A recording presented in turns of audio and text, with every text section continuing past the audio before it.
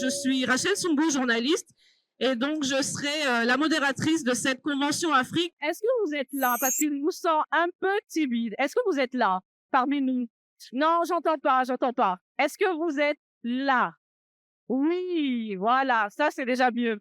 Alors rapidement, comment est-ce que ça va se passer? On a besoin de vous aujourd'hui, ce matin, parce que vous allez voter. Comme on vous l'a dit, les entreprises ici présentes donc vont nous pitcher leur projet. Vous allez voter pour choisir votre top 3 et à l'issue donc de vos votes, le jury délibérera donc pour remettre un prix aux lauréats. Alors, à vous, messieurs, madame, vous aurez donc très exactement 7 minutes pour pitcher vos projets. Le jury posera ensuite des questions, donc 7 minutes pour pitcher le projet. Le jury vous posera des questions et donc on va vous appeler à tour de rôle. Monsieur Bobin, vous voulez dire un mot? Non, bonne chance à tout le monde. Je vais rappeler les règles. Donc, 10 minutes maximum de présentation. Ensuite, 5 minutes de questions-réponses avec le public. Mais voilà. Et donc, de toute façon, c'est 10 minutes max. Donc, on coupera le chrono si ça dépasse. OK? Qui fait démarrer? C'est moi qui fais démarrer une par une? OK. Donc, la première entreprise qui va pitcher, donc c'est Affluence. Donc, alors, c'est ça que je n'ai pas briefé tout à l'heure. Donc, la présentation sera sur cet écran-là. Il n'y aura pas d'écran de wiki. Il faut faire un signe, c'est pas que c'est casse. Voilà. Donc, on a la chance d'accueillir Paul. Donc, je te propose de te mettre là. OK? Merci. Je vais mettre le petit chrono sous les yeux. Du coup, c'est la match. OK. Bonjour à tous, donc je me présente, je suis Paul Bzol, je suis cofondateur et CEO d'Affluence. Et en quelques mots, je vais vous présenter un petit peu le concept. Donc, l'Affluence, l'objectif, c'est une plateforme qui va vous permettre de découvrir l'affluence de vos lieux préférés en temps réel et de réserver en un clin d'œil.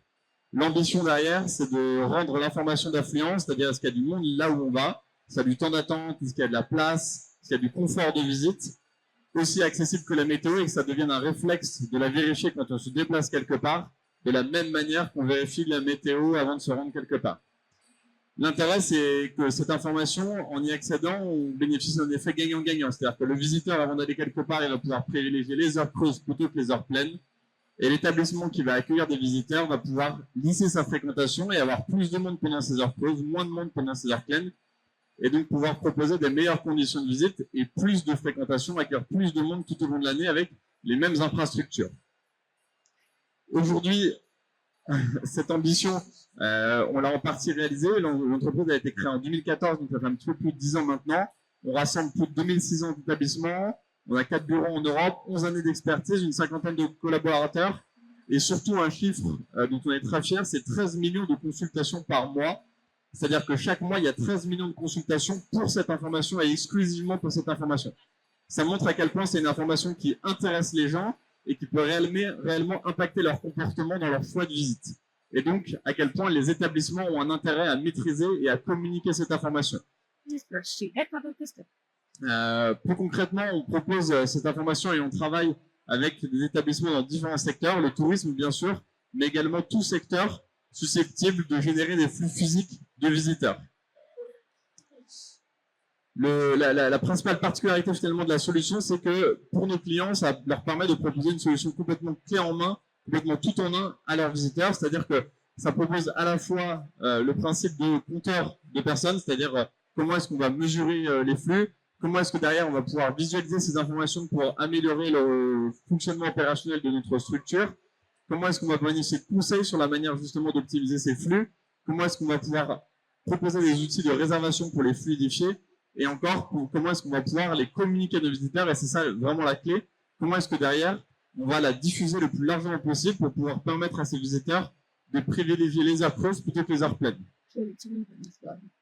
Donc, en termes de fonctionnement, première étape, mesure, deuxième étape, prévoir, c'est-à-dire avec l'information qu'on va pouvoir récupérer des compteurs, on va être capable, grâce à des algorithmes d'analyse prédictive, de proposer des prévisions d'affluence à nos visiteurs. Troisième étape, communiquer cette information, à la fois à travers nos propres supports, mobile, web, et également à travers des API. Et quatrième étape, proposer aux établissements une plateforme qui va permettre de gérer cette information et de mieux l'optimiser.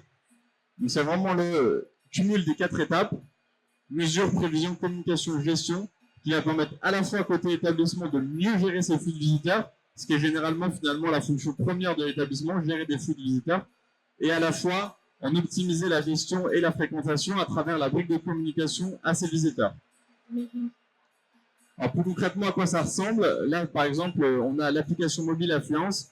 Donc, on a des écrans sur lesquels on peut voir la liste des établissements autour de soi, avec à chaque fois le temps d'attente. Donc, on a par exemple, pour le musée du Louvre, quel est le temps d'attente aux différentes entrées, quelle est l'entrée qu'il va falloir que je privilégie, quelle est l'heure de la journée à laquelle je vais pouvoir me rendre au musée en attendant le moins possible, et également autour, quels sont les autres établissements qui sont susceptibles de me proposer des activités avec quelle affluence, pour pouvoir m'organiser dans la journée en fonction de cette information. Deuxième écran, on voit par exemple le taux d'occupation avec les prévisions sur la journée, les informations pratiques, et également la fonctionnalité de réservation pour les établissements qui proposent et qui permettent de fluidifier leur flux avec par exemple des créneaux horaires. Donc l'application mobile, elle regroupe à elle seule plus d'1,5 million d'utilisateurs, donc de téléchargements, avec une note utilisateur de 4,7 sur 5, ce qui est pour nous la meilleure preuve du bon fonctionnement de la solution, puisque ça veut dire que concrètement, à chaque moment, on a un potentiel de 1,5 million d'utilisateurs qui vont jouer le rôle d'auditeur, c'est-à-dire de vérificateur de l'information, en se rendant dans l'établissement après avoir vérifié l'information sur notre application pour s'assurer que l'information elle est fiable. Donc c'est le meilleur garant pour nous, pour les établissements avec lesquels on travaille, que cette information elle est fiable et elle reste dans le temps. On s'engage à contrôler cette information, la vérifier et éventuellement intervenir sur les capteurs pour les maintenir en cas de problème. Donc ça, c'est un autre exemple sur la plateforme web. On a le même principe avec l'affluence, les prévisions. Sur la plateforme web, on a plus de 11 millions de consultations par mois. Donc là, ici, ça donne un petit peu l'enjeu et l'ampleur de ce que peut apporter la communication de cette information. Et aussi l'intérêt pour les établissements, dans leurs heures creuses, à essayer d'attirer des gens, parce que ça devient finalement un intérêt, un argument marketing, de dire, voilà, on a des bonnes conditions d'accueil, des bonnes conditions de visite. C'est le moment pour que vous veniez nous voir. On a également la possibilité de communiquer cette information in situ, c'est-à-dire dans les établissements. On leur met à disposition un kit complet qui leur permet en quelques minutes de diffuser cette information, notamment sur leurs écrans, sur leur page web.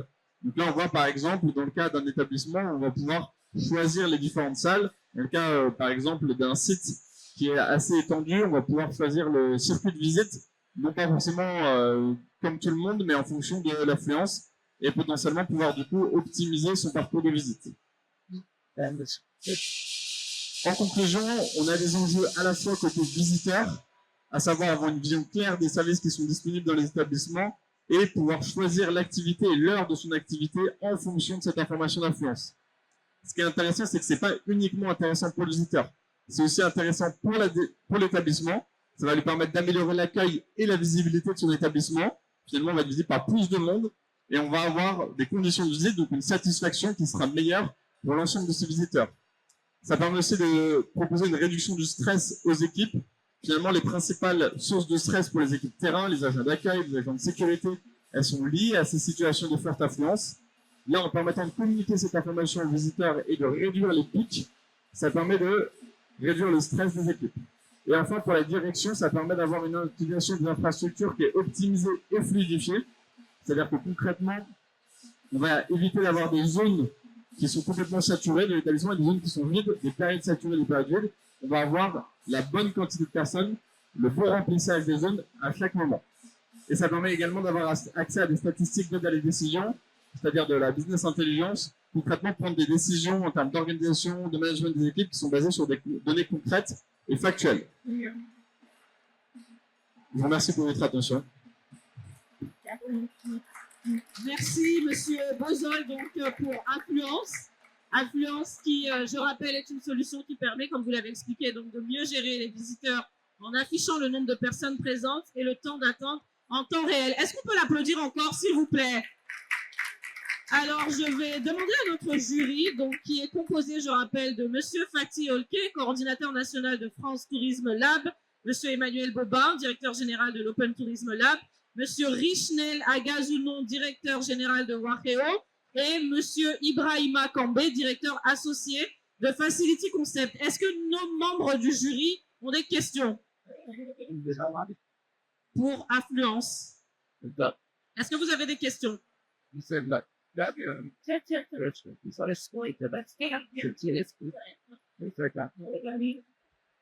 Bonjour. Est-ce que le visiteur peut avoir l'historique? Le visiteur ou le simple utilisateur peut avoir l'historique de fréquentation, du taux de fréquentation dans chaque établissement. Ce qui aurait pu être un objet marketing de vente.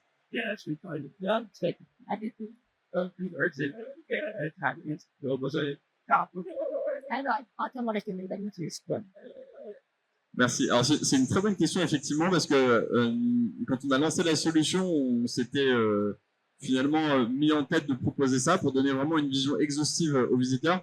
On ne le fait pas pour deux raisons. La première, c'est qu'il faut trouver le bon équilibre entre l'information qui est utile pour le visiteur et l'information que l'établissement a envie de communiquer. C'est-à-dire que l'historique de fréquentation, potentiellement, c'est quand même quelque chose de sensible que l'établissement préfère garder en interne pour ses analyses et n'a pas envie de communiquer au grand public. C'est pour la raison pour laquelle on propose des prévisions en disant finalement c'est ce qui va intéresser le visiteur. Le visiteur, la seule raison pour laquelle il voudrait avoir accès à l'historique, c'est pour pouvoir se projeter dans le temps et choisir son moment de visite. Donc là, l'idée, c'est de se dire, on va lui pré-mâcher le travail et on va directement lui dire quel est le bon créneau pour venir dans les prochaines heures ou dans les prochains jours de la semaine. Et ça permet de trouver ce bon compromis avec un service qui est clair et facile d'utilisation pour le visiteur et en termes d'information, quelque chose qui est quand même qui reste à la main de l'établissement. C'est lui qui choisit finalement l'information qu'il veut garder et l'information qu'il diffuse. Est-ce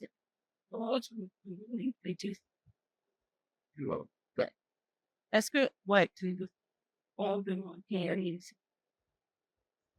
Merci. Merci pour la présentation. Une question un peu plus pratique, c'est comment fonctionnent les capteurs? Combien vous en avez? Enfin, comment se passe l'installation sur un site, premièrement? Et deuxièmement, concernant les collaborateurs dans une structure donnée, quelle prise en main, enfin, quel accompagnement dans la prise en main de l'outil vous réalisez? Quelle est votre présence au quotidien pour une structure donnée? Alors, les capteurs, on a différentes technologies. C'est souvent la particularité et la difficulté, mais c'est bien parce que ça fait le lien avec les deux questions. C'est que finalement, il y a forcément besoin d'un accompagnement dans la mesure où c'est nous qui allons aider le client à choisir quel type d'information il va avoir besoin, avec quelle finesse, avec quelle granularité. Typiquement, si on veut mesurer, par exemple, le nombre de personnes dans cette salle, on n'a peut-être pas forcément besoin d'avoir le nombre d'entrées-sorties. Ce qui nous intéresse, c'est combien de personnes sont présentes. Donc, on va mettre un capteur, souvent avec, par exemple, de la computer vision. On a différents types de capteurs, mais on a beaucoup qui fonctionnent grâce à des algorithmes de computer vision, c'est-à-dire de la vision par ordinateur, qui va mesurer le nombre de personnes présentes à un instant T et la communiquer en temps réel. Et donc, c'est nous qui allons aider le site à choisir le capteur, l'endroit où on va le mettre pour se dire, OK, on a un point d'alimentation électrique qui est facile, donc on va le mettre à cet endroit-là. Ça permet de faciliter l'installation et de conserver quand même une bonne finesse de données. En fonction de la finesse de données, est-ce qu'on veut une information qui est fiable à 1, 2, 3 personnes près, par exemple? Et en fonction de ça, on va être obligé de placer le capteur plus ou moins haut, donc avec des contraintes d'installation plus ou moins fortes. Donc c'est vraiment effectivement cet accompagnement de bout en bout qu'on va proposer. On sait que les clients, leur objectif, c'est vraiment de se concentrer sur le service, c'est-à-dire comment est-ce que je peux utiliser ces données pour mes besoins opérationnels et comment est-ce que je peux les communiquer le plus facilement possible à mes visiteurs en me préoccupant le moins possible de toutes les détails techniques en dehors de ça. Donc on a différentes technologies pour résumer, donc analyse par ordinateur, thermique, infrarouge, vidéo 3D, qu'on va choisir avec le client en fonction de l'information qu'il va vouloir obtenir, des contraintes d'installation, des enjeux en termes de finesse, d'information et de précision. Et ensuite, on va lui installer, lui mettre à disposition et l'accompagner dans l'analyse de ces données en lui mettant à disposition un outil qui lui permet de le faire, mais également des conseils et de la prise de recul sur justement ces données-là. Merci beaucoup. Merci Paul, on peut l'applaudir. Merci. On enchaîne, donc je vais appeler Lionel Bertounet, génial. Donc là, on va parler d'un sujet. L'intelligence artificielle, c'est ça? A priori. Bonjour à tous. Peut-être sur la slide. Je suis Lionel Bertounet de la société Génial pour Generative IA Lab. Voilà, vous m'entendez mieux. Comme ça, on est basé à Bordeaux. Je suis ravi d'être avec vous aujourd'hui. On peut basculer. Je pense qu'on sera assez au niveau de la slide, s'il vous plaît. Voilà. Parfait. Donc, on est basé à Bordeaux, on accompagne des entreprises à mettre en action l'IA générative. On part d'un constat chez Génial où, en fait, on parle beaucoup d'IA générative, on va en parler avec quelques chiffres clés, quelques exemples assez précis de la façon dont elle s'implémente dans les entreprises et les organisations touristiques. Et on part d'un constat chez Génial où, en fait, on met l'humain au cœur et l'IA est vraiment un outil qui ne va pas remplacer l'expertise humaine, mais clairement la renforcer. Donc, c'est vraiment un credo qu'on se fixe de façon à ce que l'IA soit au bon endroit dans tout ce qu'on fait pour nos clients. L'IA, elle est déjà très présente chez vos clients. Quelques chiffres, je ne vais pas vous saouler avec des chiffres, mais c'est important de voir un peu la pénétration de l'IA générative, à commencer par ChatGPT. Aux États-Unis et en Chine, c'est encore plus présent qu'en Europe et en Afrique. On parle de 2 Américains sur 3 qui utilisent l'IA générative dans la préparation de leur voyage, et également pendant voyage et après voyage. Donc, c'est une pénétration très forte. Néanmoins, pour les entreprises, il y a plusieurs freins qui ont été identifiés et Génial est là pour les accompagner justement pour arriver à dépasser ces freins. Le premier frein, c'est la donnée d'entreprise qui est partout, la donnée qui est un peu l'essence de l'IA générative et qui va permettre d'avoir des applicatifs très concrets. Le deuxième frein identifié, c'est la culture. L'IA est une innovation de rupture qu'il faut savoir accompagner, parce que ça va changer un peu nos métiers, ça va être un nouvel outil qui va nous permettre de faire les choses différemment. Et donc, il y a un accompagnement à ce changement qui est clé et que Génial fait dans les entreprises. Le troisième point, c'est arriver à identifier le ROI pour les entreprises. Partir du besoin, c'est mieux en le disant, mais on part d'un besoin concret pour en faire un actif derrière. Donc l'IA, elle est arrivée de façon fracassante. On parle de 100 millions d'utilisateurs en 2 mois à son arrivée. Aujourd'hui, on a plus de 700 millions d'utilisateurs sur les chiffres du mois d'août. 3 milliards de conversations uniquement pour ChatGPT. Donc après, il faut agréger les Gemini, les Perplexity, etc. C'est totalement massif. Alors, pourquoi ChatGPT ne suffit pas à l'échelle d'une entreprise? Tout simplement parce que ChatGPT n'a pas de connaissances spécifiques par rapport à vos données d'entreprise. Et ça, c'est clé. Ce qui va faire la différence demain, c'est la façon dont des IA spécifiques à vos métiers va se nourrir de vos données d'entreprise. Le deuxième point qui est très compliqué à l'échelle d'une entreprise, c'est que les IA hallucinent. On parle d'hallucination. Vous pouvez poser par exemple 10 fois la même question dans la même journée et avoir 9 réponses différentes.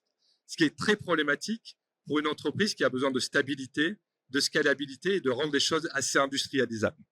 Donc, toute cette inconsistance et cette obscurité fait que des outils généralistes comme ChatGPT ne suffisent pas. Donc, chez Génial, vous l'avez compris, on accompagne les entreprises à mettre en action l'IA générative dans des environnements sécurisés, de façon à avoir vraiment tous les éléments clés pour assurer des gains de productivité côté collaborateur, mais également pour vos clients au final. Donc, pour ça, on s'appuie sur une méthodologie éprouvée en 3 temps, très simple. On va partir du besoin, d'un diagnostic, pour arriver à prioriser, identifier vos cases d'usage, les prioriser par rapport à vos enjeux business, tout simplement. Faire en sorte que les enjeux IA, les cas d'usage IA qu'on va identifier soient complètement alignés stratégiquement. C'est une phase de diagnostic qui est clé. Et derrière, on va passer en phase de construction. On a créé pour ça un logiciel qui s'appelle la Factory, qui permet de déployer des agents IA. Je vais être beaucoup plus concret dans ma deuxième partie en vous montrant des exemples. Et cette phase de construction, cette mise en place d'agents, elle est clé parce que elle va permettre de prendre forme. Vous allez voir différents formats d'agents IA, que ce soit adressé aux clients ou aux collaborateurs. Et le troisième point, depuis 3 ans que Génial existe, on s'est rendu compte que c'est très bien de livrer des agents IA, mais c'est encore mieux qu'ils soient utilisés. Donc en gros, toute la brique d'adoption, elle est clé. On a créé une académie qui est un lieu, un centre de ressources, d'acculturation, où en fait on évacue un peu tout le bruit médiatique de l'IA. On en parle avec Bruno, on en parle beaucoup. Et des fois on se dit comment j'y vais. Et en fait, Génial est là pour arriver à identifier les bonnes infos pour vos collaborateurs. Donc on s'appuie sur les 3 U. Alors ça c'est quelque chose auquel je tiens beaucoup parce que ça rend nos efforts assez pragmatiques. On rend les IA, on part du besoin stratégique pour rendre l'IA utile à l'entreprise. On évite l'IA gadget, on évite l'IA qui ne durera pas dans le temps. On la rend techniquement faisable, on la rend utilisable, c'est le deuxième U. Et enfin, une IA utilisée de façon à ce que tous les collaborateurs puissent utiliser. Et donc pour ça, il faut une remontée des usages de ces agents IA, ce que ne permet pas, par exemple, ChatGPT. Donc la Factory, qui est un écosystème logiciel, on va vite passer là-dessus de façon à vous montrer des cas d'usage très concrets et de voir comment ça fonctionne dans la vraie vie. Donc quelques cas d'usage sur les... voilà, des cas d'usage donc dans l'univers touristique. On est très axé sur le tourisme avec des clients du monde institutionnel, du monde privé du tourisme, des tours opérateurs, des transporteurs, des chaînes de camping, mais également dans l'industrie. Ce qui est très intéressant, c'est d'avoir aussi des clients dans d'autres secteurs qui alimentent des cas d'usage de services après-vente, qui alimentent des enjeux de génération de leads, par exemple. Quelques cas d'usage pour vous inspirer sur cette deuxième phase. Alors, je pense qu'il y a peut-être une petite vidéo clic éventuellement qui devrait s'afficher. Donc, bon, si la vidéo se lance pas, c'est pas grave. On est dans un écosystème d'une destination touristique, ici les Charentes, où vous voyez, on a complètement décritérisé la notion de site web. Il n'y a plus aucun menu. Et en fait, on a une barre de recherche qui va permettre de poser des questions. Concrètement, ça veut dire quoi? Que faire à La Rochelle pour 2 personnes avec un chien? Je pose ma question en écrit ou à la voix, comme vous le faites sur ChatGPT. Sauf que là, on est plugué aux données des territoires et on va avoir des réponses intelligentes par rapport à une requête d'un visiteur. Donc, on se base vraiment côté visiteur pour ensuite générer une réponse clé. Je vous invite à le tester. Infiniment Charente, vous pourrez le tester en direct. Deuxième exemple, pour Atout France sur le site france.fr, où on a pu, à partir d'une base de données touristique nationale, générer, alors désolé pour les vidéos, mais vous pourrez le tester, vous le trouverez sur france.fr, générer des itinéraires touristiques à partir de plus de 400 000 points d'intérêt en France. Ça veut dire quoi? Ça veut dire permettre une génération efficace d'un itinéraire à partir d'un profil visiteur et lui proposer des activités, des lieux où dormir, des lieux où manger et une cartographie associée. Donc là, on voit que le format est très différent, mais derrière, c'est l'IA générative qui permet d'accélérer la proposition qu'on a derrière. UtoChat, donc là, on est dans l'écosystème d'une chaîne de camping pour Utopia. L'enjeu, le cas d'usage, ici, il est côté collaborateur. L'enjeu, il est de proposer via une extension Chrome un petit agent qui va permettre de poser toutes les questions possibles à un agent généraliste, mais de façon sécurisée, aider à la rédaction des mails, assurer les traductions, permettre de créer des contenus. Et tout ça dans le cadre sécurisé d'une entreprise. Donc, c'est une petite extension Chrome qui se plug pour tous les collaborateurs de cette chaîne de camping. Voilà, vous aurez la petite vidéo. Enfin, dernier exemple, on fait un petit pas de côté, on n'est pas dans le tourisme, mais je trouvais que c'était un cas d'usage intéressant pour vous livrer parce qu'on a tous des enjeux business, des enjeux commerciaux. Ici, l'écosystème, c'est Cegid. Cegid, c'est un gros logiciel comptable qui est basé à Lyon. Et on a plugué un petit agent IA au sein de leur écosystème, de leur CRM, pardon, qui s'appelle Salesforce, un petit CRM. Et le petit agent IA va permettre de générer une méthode qu'ils ont appelée la méthode GPS. La méthode GPS, c'est quoi? C'est connaître une entreprise, identifier des prospects et générer des messages d'accroche par rapport à ces prospects. Donc, en gros, le premier au clic dans Salesforce, on va générer une fiche de, là j'ai demandé, analyse-moi l'entreprise Carrefour. Je vais avoir tous les éléments d'analyse de l'entreprise Carrefour.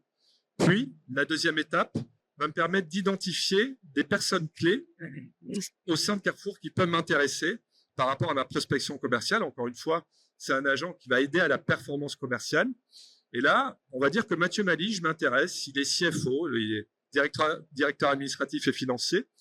Je tape Mathieu Malige et derrière, je vais basculer dans l'écosystème LinkedIn que l'on connaît tous et mon petit bouton Get Ready me suit sur LinkedIn.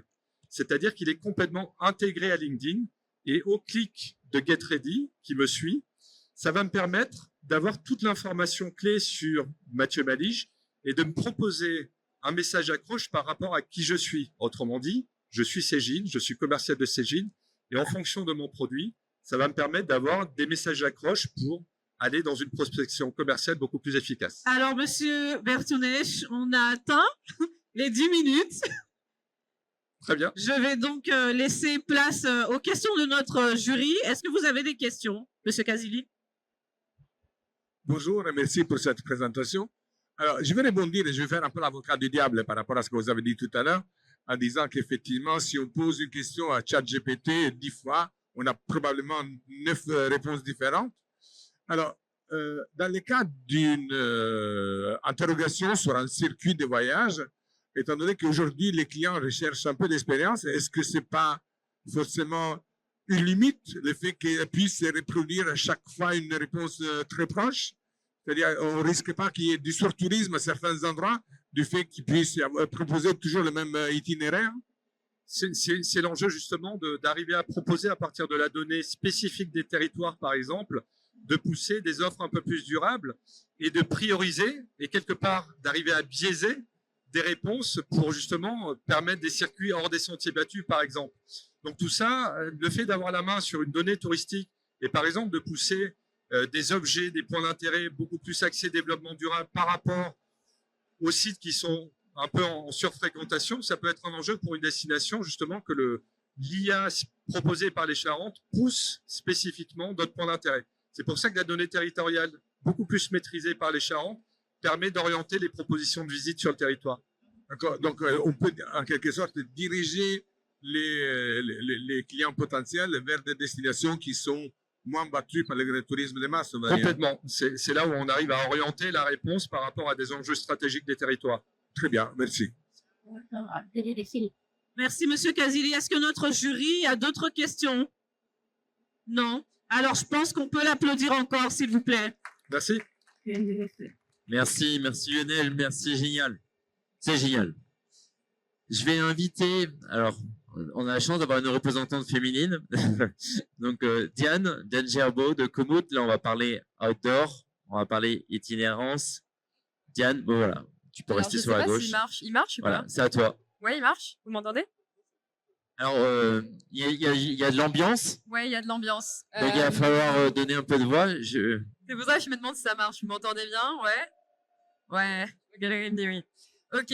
Alors, Komoot, c'est une application qui vous permet de planifier, naviguer et partager vos expériences.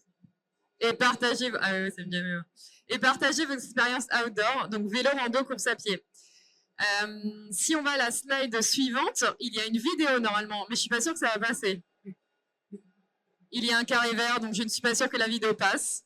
Donc on va passer à la prochaine slide. Donc Komoot, c'est moi ce que j'aime dire en général, c'est un peu un mi-chemin entre Instagram, Facebook et Google Maps. Donc en fait, ça vous permet d'avoir un compte où vous pouvez interagir avec vos amis, vos followers, etc. Donc toute la partie réseau social et la partie vraiment produit technique, comme un outil de planification d'itinéraire. Donc on n'est pas nouveau, on va dire qu'on a été créé il y a quand même 15 ans en Allemagne. Donc on a un petit historique qui explique qu'aujourd'hui on est arrivé à 50 millions d'utilisateurs dans le monde, même si principalement en Europe de l'Ouest. Pour les chiffres, donc 30 millions de vues, 10 millions d'interactions par mois. Par interaction, on entend les likes, les commentaires, les partages et les sauvegardes. 850 millions de photos et points d'intérêt ont été partagés par la communauté, parce qu'en fait, l'intérêt de Komoot, c'est que les gens en fait, alimentent l'application. Donc vous avez un compte, vous allez demain faire une randonnée au Maroc, par exemple. Vous allez pouvoir partager votre parcours, le noter, et ça va alimenter l'application. Donc c'est vraiment une application où tout le monde est mis à contribution. Et en tout, on a à peu près 1,2 milliard d'activités qui ont été enregistrées sur Komoot depuis sa création. Voilà, Komoot aujourd'hui, c'est vraiment l'app pour tout le monde, hein, qu'on soit en fait, une personne qui vient d'acheter son premier vélo et qui sort pour sa première sortie, ou alors le randonneur chevronné qui veut monter, qui veut gravir des monts sur plusieurs jours. Voilà, on est vraiment, l'idée c'est que c'est l'application de votre compagnon de voyage, quoi. Est-ce qu'on peut aller d'après? Oui.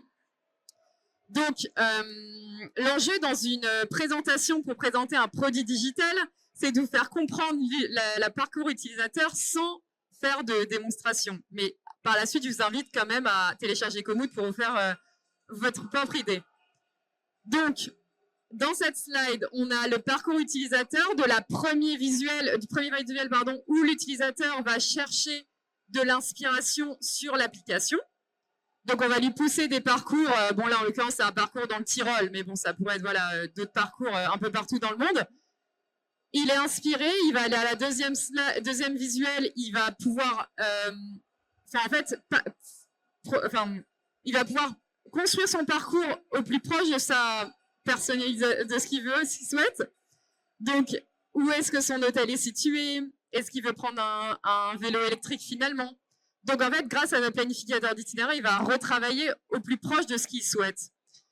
Troisième visuel, il va avoir la navigation GPS, donc pas à pas, tournez à gauche, tournez à droite, faites demi-tour parce que vous êtes planté. Donc on est connecté avec tous les objets, montres, GPS, Garmin, Apple, etc. Donc c'est assez facile d'utilisation. Dernière slide, il peut partager son expérience et donc voilà, il va pouvoir partager auprès de sa communauté, dire bah ouais, ce parcours dans le Tyrol, c'était vraiment super, allez-y. Donc ça va inspirer la communauté. Prochaine slide. Donc voilà, fort de cette base d'utilisateurs qui recherchent de l'inspiration, on a commencé à travailler avec des destinations, des régions, des pays, des comités d'itinéraires, pour pouvoir mettre en avant leurs produits, leur territoire auprès de notre base d'utilisateurs qui sont des aficionados de rando, de vélo et de course à pied. Voilà, donc on fait des contenus engageants, on met des photos inspirantes. On a parlé un peu d'IA juste avant. Nous, on met de plus en plus en place l'IA dans Komoot pour toutes les questions utilisateurs, mais aussi pour le traitement des photos, parce que je vous ai montré qu'il y avait plus de 850 millions de photos qui avaient été mises sur Komoot. Ça en fait un paquet. Donc là, on essaye vraiment de sélectionner les meilleurs pour donner le plus envie à nos utilisateurs. Et donc, du coup, on a développé un format pour les destinations qui sont des formats éditorialisés où on va pouvoir insérer voilà, le territoire avec le partenaire avec qui on travaille dans l'expérience utilisateur. Donc, une collection, c'est une espèce d'article où il y a plusieurs itinéraires qu'on va pousser et qui sont toujours attachés à notre planificateur d'itinéraire. Donc, comme ça, l'utilisateur, il va pouvoir interagir avec le contenu, il va pouvoir retravailler les itinéraires qu'on lui propose, il va pouvoir naviguer, il va pouvoir sauvegarder pour plus tard, et ensuite, ça restera dans l'application. Donc, le contenu reste ad vitam aeternam, sauf si le partenaire souhaite qu'on l'enlève. Et il a toujours voilà, un espèce de bouton qui renvoie vers la landing page du choix du partenaire, donc pour amener du trafic sur vos pages. Donc, on travaille déjà avec pas mal de partenaires, un peu partout, principalement en Europe, un peu en dehors d'Europe, Canada, États-Unis, Jordanie, mais pas encore en Afrique. Donc, peut-être que c'est aujourd'hui qu'on va pouvoir développer ensemble des nouveaux partenariats. Et je vous ai mis pour vraiment que vous ayez un exemple très concret de deux partenaires avec qui on travaille, donc la Catalogne et la Jordanie. Comme ça, vous allez vraiment comprendre ce qu'on peut faire ensemble, en fait. Donc, la Catalogne, en fait, elle est intéressée par valoriser son territoire auprès de nos utilisateurs, donc pour les faire venir, pour les attirer, et aussi pour montrer toute la diversité du territoire en termes de pratiques de pleine nature. Donc, ils ont mis beaucoup de contenu avec nos équipes éditoriales autour de gravel. Donc, le gravel, c'est une pratique un peu nouvelle qui est entre le VTT et le vélo de route, où on va pouvoir aller dans des sentiers non balisés. Vélo de route, VTT, il y a des randonnées, il y a des séjours thématiques, il y a même des parcours pour les familles, pour les enfants, pour les adolescents. Et ils ont voulu vraiment montrer tout de la Méditerranée aux Pyrénées, voilà, toute la diversité de la Catalogne. Donc, par la suite, si les slides sont distribués, vous irez voir, il y a le lien vers leur profil. C'est assez riche, c'est assez chouette. Et donc, depuis 2023, on a eu 11 millions de vues sur ce compte, plus de 30% de taux d'interaction en moyenne, donc combien il y a eu de likes, de commentaires, de partages, de sauvegardes. On a vu qu'il y avait une croissance globale des utilisateurs Komoot qui enregistrent des activités en Catalogne. Alors, évidemment, c'est dû à ce travail qu'on fait avec le partenaire, mais aussi globalement avec l'attrait de la Catalogne aide aussi. Mais voilà, on est à plus de 27% d'Allemands, 45% de Français et 35% de Néerlandais entre l'année dernière et cette année. Et le dernier exemple que je vais vous montrer, on a travaillé avec la Jordanie depuis 2 ans maintenant. Il y a un super bel itinéraire que je vous conseille, que j'ai eu la chance de faire en partie, qui s'appelle le Jordan Trail. C'est 675 km voilà, d'aventure à travers le pays.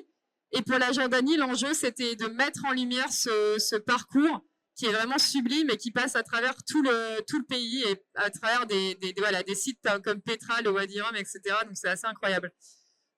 L'idée, c'était d'aller chercher des Allemands, des Hollandais et des Français.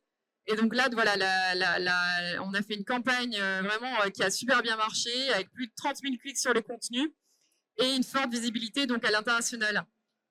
L'idée ensuite, voilà, c'est que même si l'utilisateur il le voit maintenant, il s'inspire pour son prochain voyage, ou peut-être qu'il se dira j'aimerais bien y retourner, il le sauvegarde et il va pouvoir le trouver.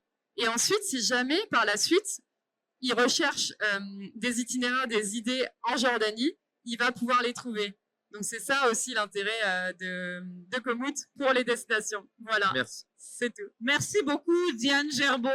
Est-ce qu'on peut l'applaudir un peu plus fort, s'il vous plaît? Donc, en bref, Komoot, donc c'est la plateforme qui vous guide dans vos loisirs en nature. Je me tourne vers le jury. Est-ce que vous avez des questions?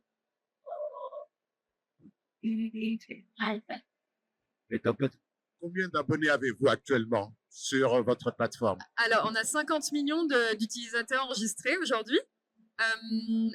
Après, il y a des disparités en fonction des marchés. Donc, comme on est une app allemande à la base, on a énormément d'utilisateurs allemands. On a à peu près 20 millions d'utilisateurs allemands. En France, on doit être à 5 millions. Et puis après, je pourrais vous donner toute la répartition en fonction des marchés si ça vous intéresse. Pas de problème. Absolument. Merci. Merci. Oui, bien sûr. Bonjour. Bonjour. Moi, je suis le directeur de l'Office national du tourisme des Comores. Oui. C'est en Afrique. Hein. Oui. Donc, j'espère que notre pays sera le premier collaborateur d'Afrique qui travaillera avec votre start-up. On est tellement content d'être ici. Et ce que vous avez dit nous convient, étant donné que nous sommes en train de développer un tourisme éco-responsable. Okay. Et en ce moment, nous développons un grand sentier randonnée que nous souhaiterons faire découvrir au monde. Donc, je pense qu'après, il va falloir qu'on se contacte. Eh ben, figurez-vous que notre responsable éditoriale, elle est d'origine comorienne. Donc je pense qu'elle sera absolument ravie de collaborer avec vous. Et vous aurez l'occasion de poser vos questions tout à l'heure. Est-ce qu'on a d'autres questions du jury? Non? Est-ce qu'on peut applaudir encore, madame? Merci. Merci beaucoup. Merci, Yann. Donc, on va accueillir Olivier Daven pour What Is This. Donc là, on va passer de l'odeur à un autre sujet du patrimoine culturel et aussi d'itinérance. Olivier, c'est à toi. Marche pas? 1,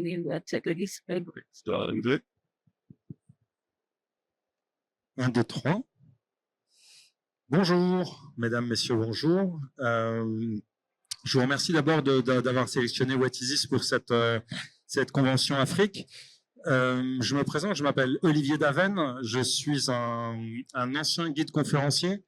Je travaille dans le tourisme depuis une vingtaine d'années et ensuite j'ai travaillé à l'innovation comme responsable innovation pour Paris City Vision, un voyagiste parisien. Et avec un ami et un collègue guide conférencier, le meilleur sans doute que je connaissais, on a eu l'idée de proposer aux collectivités de valoriser leur patrimoine dans l'espace public et de le rendre accessible au plus grand nombre.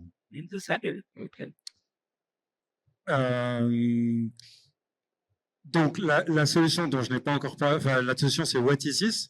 On a été surnommé par les médias le Shazam des monuments, c'est assez explicite. Et on s'est intéressé à un problème, le problème des cartels et des panneaux qui donnent des informations sur les monuments dans la rue. Et on s'est aperçu que plus de 7 touristes sur 10, quand ils arrivent dans une destination, leur première activité, c'est de se balader, de découvrir la ville en se baladant. Il y a une question qui revient évidemment très souvent, c'est quel est ce monument? Et on a voulu transformer la visite ou la balade des touristes dans la ville pour découvrir la ville en une visite avec audio. Et c'est pour ça qu'on a créé What Is This, qui est la première application de reconnaissance visuelle de monuments avec audio guide. C'est un moyen simple, éco-responsable, puisque l'application n'a besoin que de Wi-Fi pour être téléchargée, et ensuite vous pouvez reconnaître les monuments, écouter les audios sans avoir besoin de Wi-Fi. Comment ça marche? Alors c'est simple, comme une photo, hein, vous scannez le monument et vous avez instantanément le nom du monument et quelques informations sur celui-ci qui s'inscrit sur un cartouche, c'est le premier écran. Et ensuite, vous avez accès à des audios. Les audios sont des formats courts, 30 secondes, 1 minute maximum. Vous avez le choix entre un historique, un essentiel, une anecdote. Vous pouvez, à la fin de votre voyage, vous avez la collection des monuments que vous avez vus et sur laquelle vous pouvez évidemment revenir. Et vous pouvez partager vos découvertes avec vos proches. Alors, le deuxième cas d'usage, et ça c'est la primeur que nous vous faisons aujourd'hui, on travaille, après la reconnaissance visuelle, on travaille sur la problématique du commis voyageur. Et donc, nous avons comme exemple le cimetière du Père-Lachaise. C'est quelque chose qui sort la semaine prochaine. Bon, le cimetière du Père-Lachaise, j'imagine que vous connaissez, le cimetière parisien le plus connu, 3 millions de visiteurs par an, 44 hectares, 75 000 sépultures. Quand vous cherchez Edith Piaf, Oscar Wilde ou Manu Dibango, c'est pas évident de trouver. Et donc, on a mis en place une solution qui vous permet à partir de la catégorisation des personnalités, de choisir les personnes que vous voulez voir, les sépultures que vous souhaitez voir ou auxquelles vous souhaitez rendre hommage. Et à partir de là, une fois que vous avez sélectionné, vous avez votre itinéraire dans le cimetière qui se met en place. Donc c'est géolocalisé, c'est évidemment toujours offline, et ça vous permet de réduire le temps, d'optimiser le temps et de voir, plutôt que de chercher une aiguille dans une botte de foin, de savoir exactement où elle se trouve. Nos clients sont les offices de tourisme, les villes, les départements, les régions, le ministère de la Culture pour les Journées du patrimoine l'année dernière. Et nous sommes présents à Paris, à Rome, à Rennes. Nous avons lancé l'application à Rennes en 2022, quelques mois avant de lancer Paris. Et nous sommes aussi présents en Seine-Maritime, à Rouen, à Dieppe, au Havre et dans la Somme, à Amiens. Voilà, donc nos savoir-faire sont ceux d'une application de tourisme classique avec en plus la reconnaissance visuelle et les itinéraires sur mesure. On a une solution évidemment qui s'adapte aux spécificités de chaque territoire, aux demandes de chaque territoire, que ce soit pour le choix des œuvres, le format des contenus, les langues de l'app et les différents designs de l'application.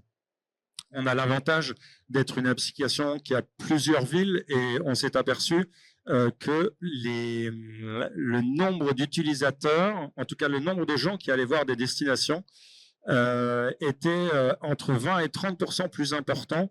C'est-à-dire qu'ils téléchargent par exemple à Paris, mais ils vont voir ce qui se passe à Amiens. Ils vont voir, et ça augmente de 30% la visibilité de l'application quand vous êtes partenaire de What Is This. Voilà. Est-ce que vous avez des questions? Vous voulez ajouter quelque chose? Non. Oui, Marc. Reginald Agaznan, le CEO de Wasero. Oui. J'avais une question. En fait, il y a un contexte qui se passe. On a des guides en Afrique qui présentent ces destinations. Si on crée cette solution, est-ce que ça ne vole pas leur métier? Et deuxièmement, on a aussi un grand problème qui est celui de la connectivité en Afrique. Puisque l'application, elle est installée sur téléphone ou sur tablette, elle marche avec la connexion. Comment ça se passe si il n'y a pas la connexion? Alors, c'est un des avantages. Alors, il y a deux questions dans votre question. La première question, moi, je suis un ancien guide conférencier. L'application, elle est là pour donner envie aux gens d'entrer dans les monuments, de visiter les monuments. Les informations, on l'a dit, c'est des informations qui sont entre 30 et 60 secondes. Ça ne remplace pas du tout, un guide, mais au contraire, ça facilite le fait que les gens veuillent en savoir plus et visitent les musées, les monuments d'une destination. Et votre deuxième question, on est offline. Donc, il n'y a pas besoin de réseau pour utiliser What Is This. Il y a juste besoin du réseau pour télécharger l'application et ensuite, vous pouvez tout faire sans réseau. C'est un gros avantage et on peut parler d'éco-responsabilité. Merci beaucoup, Monsieur Daven. Est-ce qu'on peut l'applaudir, s'il vous plaît? On a une autre question du coup du jury. Bonjour. Juste une question toute bête et toute simple. Imaginons que je suis au fin fond de l'Afrique et dans un coin pas très connu et je scanne un monument qui n'est pas référencé chez vous. Qu'est-ce qui se passe? Ben, il ne se passe rien. D'accord. Non, il ne se passe rien. Vous choisissez la destination sur laquelle vous êtes dans l'application et ensuite, vous pouvez, dans les destinations où nous sommes là, vous pouvez utiliser l'application. Il y a une seule chose que vous pouvez faire si vous êtes dans un coin, c'est tester l'application. On a libéré un seul monument dans le monde, c'est la Tour Eiffel. Et donc, la Tour Eiffel est reconnaissable, même sur une photo sur Google, avec l'application. Mais là, nous sommes à Paris. Nous avons plus de 530 monuments qui sont reconnus à Paris, des édifices, des sculptures, des fontaines, du street art. Donc, n'hésitez pas à télécharger l'application et à l'essayer à Paris. Très bien, merci. Mes clients, ce sont les collectivités. Les collectivités, les villes, les offices de tourisme qui souhaitent mettre en valeur leur patrimoine. Merci beaucoup. On peut l'applaudir encore. Donc, What Is This, le Shazam, comme vous l'avez souligné, des monuments qui valorisent le patrimoine culturel de votre territoire. Merci. Donc là, on vient de voir quelques applications sur l'expérience client, les parcours clients, avec des intentions, des propositions de valeurs différentes. Là, on va revenir à un sujet donc avec Eloa, avec Bruno Delmas, pour parler de performance des entreprises, performance de leur distribution. Donc, je vais inviter Bruno Delmas d'Eloa à venir présenter Eloa. Bonjour, merci Emmanuel, merci à vous tous et merci pour votre invitation. Alors Eloa, c'est une entreprise française jeune qui compte un peu plus de 50 salariés et notre métier c'est d'aider et d'accélérer la transformation digitale de vos entreprises touristiques et essentiellement donc les petites entreprises touristiques, les small business. Pourquoi? Parce que quand on parle du tourisme, c'est qu'on cherche à faire venir des touristes. Mais si votre offre touristique, elle n'est pas visible sur Internet, elle n'est pas réservable, il n'y a pas grand monde qui va la consommer. Donc, les belles photos, les belles vidéos, les beaux slogans, c'est bien gentil. Mais si je rentre dans un magasin, un site Internet de destination et que je n'ai pas d'offre à réserver, bah, le magasin ne m'intéresse pas, la destination ne m'intéresse pas. Pourquoi? Parce qu'en France, comme dans le reste du monde et en Afrique, 90% de l'offre touristique, elle est créée par des entreprises de taille humaine, une personne, deux personnes, des moniteurs de ski, des propriétaires de petits hôtels, des propriétaires de maisons d'hôtes. Et l'enjeu, c'est d'aider ces entreprises à digitaliser leur business, à devenir vraiment visibles et réservables, de pouvoir encaisser de l'argent sur Internet. C'est le b.a.-ba. Sinon, ça ne marche pas. Donc nous, on aide à avancer sur le terrain, à être au kilomètre zéro avec les offices de tourisme, avec les gouvernements, pour transformer leur production touristique et la digitaliser. Nous avons été primés par l'Organisation mondiale du tourisme, aujourd'hui rebaptisée ONU Tourisme, parmi les 5 startups les plus innovantes au monde dans la matière, parce que, vous le savez, pour ceux qui sont au plus près du territoire, digitaliser l'offre touristique, motiver vos opérateurs à se transformer, c'est pas facile. Ils ont des enjeux, ils ont peur d'y aller, ils n'ont pas forcément les outils, ils n'ont pas forcément la culture, et donc il faut les accompagner parce que c'est la règle de les transformer. Nous avons été classés dans le top 1000 des entreprises à plus forte croissance en Europe par le Financial Times, et depuis hier, nous sommes parmi les 300 ambassadeurs IA français désignés par le ministère des Finances. Alors, notre particularité, elle est de transformer toutes les entreprises touristiques, évidemment les professionnels de l'hospitalité, les maisons d'hôtes, les hôtels, les riads au Maroc, j'en parlais tout à l'heure, les bed and breakfast et les short-term rentals, les locations de courte durée, mais aussi tout ce qui est expérience à travers le outdoor, le ticketing, les musées, les activités particulières que l'on peut réserver, puisque vous le savez, en particulier notamment sur les expériences, depuis l'année dernière, que Deloitte mesure les influences du tourisme et du développement du marché touristique dans le monde. On sait que depuis l'année dernière, 63% des voyageurs font d'abord le choix de la destination en fonction des expériences que l'on peut vivre sur le territoire. Donc il faut valoriser les expériences, et les expériences à digitaliser sont les choses les plus compliquées. La réservation d'une sortie en plongée, la réservation d'un cours de surf sur la plage à Tarazout au Maroc ou ailleurs, sont des choses qui se font de manière informelle aujourd'hui par WhatsApp, mais pour un consommateur qui est ultra digitalisé, ce n'est pas quelque chose de rassurant. Il veut être certain que sa réservation est faite, comme pour son billet d'avion. Il veut être certain que son paiement a été sécurisé, et il veut être certain qu'en ayant son QR code, quand il arrive sur la plage, on l'attende vraiment avec un moniteur certifié, le matériel pour pouvoir faire sa session de surf. Donc nous, on met avec nos partenaires territoriaux, que ce soit les offices ou les gouvernements, on met à disposition une plateforme qui est full responsive, et on accompagne les professionnels à gérer leur planning, à le diffuser sur leur propre site internet, à le diffuser sur les sites de l'office de tourisme ou des offices de tourisme du territoire, et évidemment de se rendre visible sur Google Réservations. C'est gratuit de recevoir des réservations depuis Google, qui est quand même le premier site consulté dans le monde, depuis Booking, depuis Airbnb, depuis Expedia et de centaines de sites. Le but, c'est de faire de la multivisibilité. Il vaut mieux payer de temps en temps des commissions, et j'y reviendrai sur ce sujet, que d'investir sur des sites internet ou des campagnes où on n'a pas le début du commencement d'un retour. Il faut aider le professionnel à pêcher, il faut lui mettre une canne à pêche dans la main. C'est lui qui va attirer par son offre digitalisée le client essentiellement.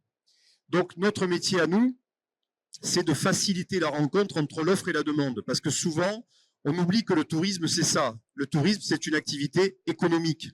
On importe des voyageurs chez soi pour qu'ils apportent de l'argent et que cet argent reste sur le territoire. C'est ça l'intérêt. Et donc, faire rencontrer l'offre et la demande, c'est d'abord faire en sorte que l'offre, elle existe. Qu'elle existe sur le digital, qu'elle soit visible sur les grands réseaux, qu'il y ait des bons prix, qu'elle soit encaissable, qu'on sécurise les paiements, que le professionnel reçoive son argent en toute sécurité, que les taxes de séjour éventuellement soient bien computées, soient bien prélevées à la source.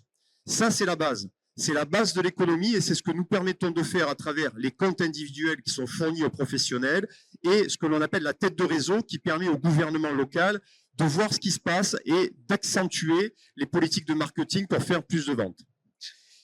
Donc nous travaillons au plus près des acteurs, puisque nous connaissons bien leurs problématiques, nous savons comment transformer digitalement le business. Et puis ces acteurs, pourquoi on le fait? Parce que si on dézoome maintenant, vous voyez, ces opérateurs, ils sont perdus au milieu d'une forêt d'acteurs du e-travel.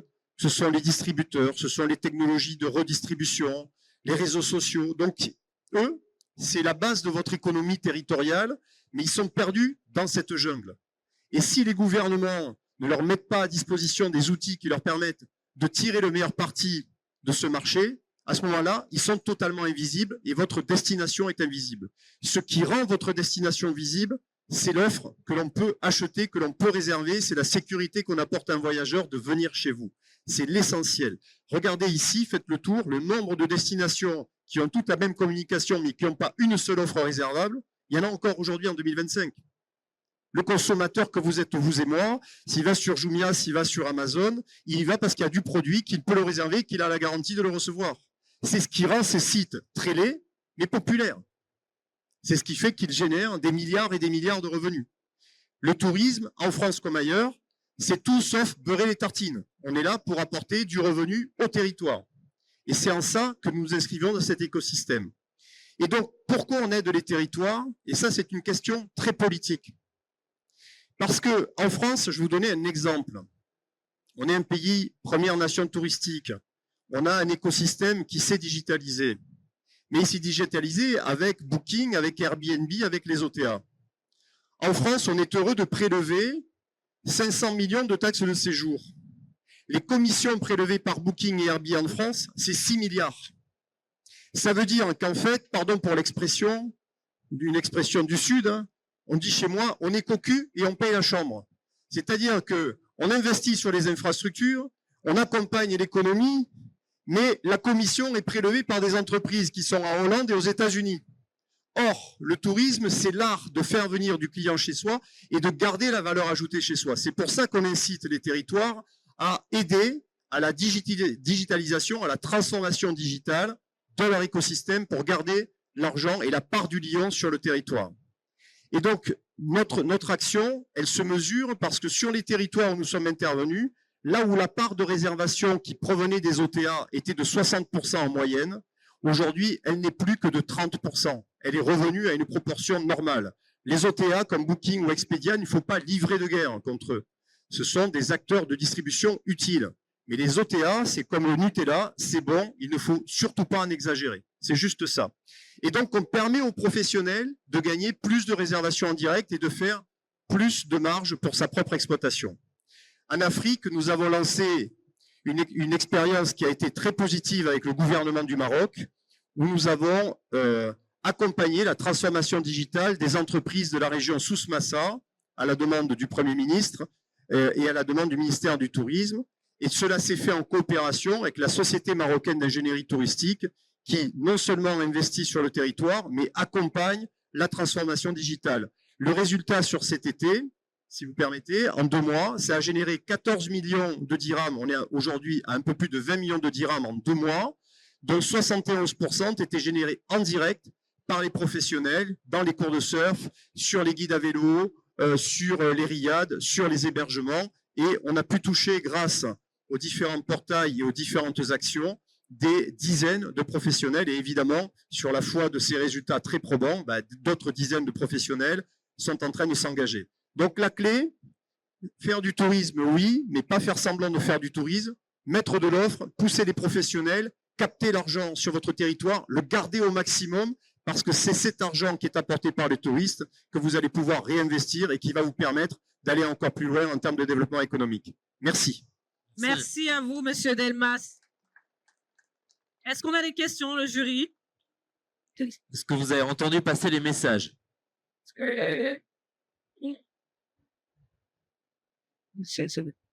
Bonjour, merci pour la présentation. Donc, si je comprends bien, pour une destination, ce que vous offrez, c'est la capacité de structurer une offre touristique, de la commercialiser, c'est ça?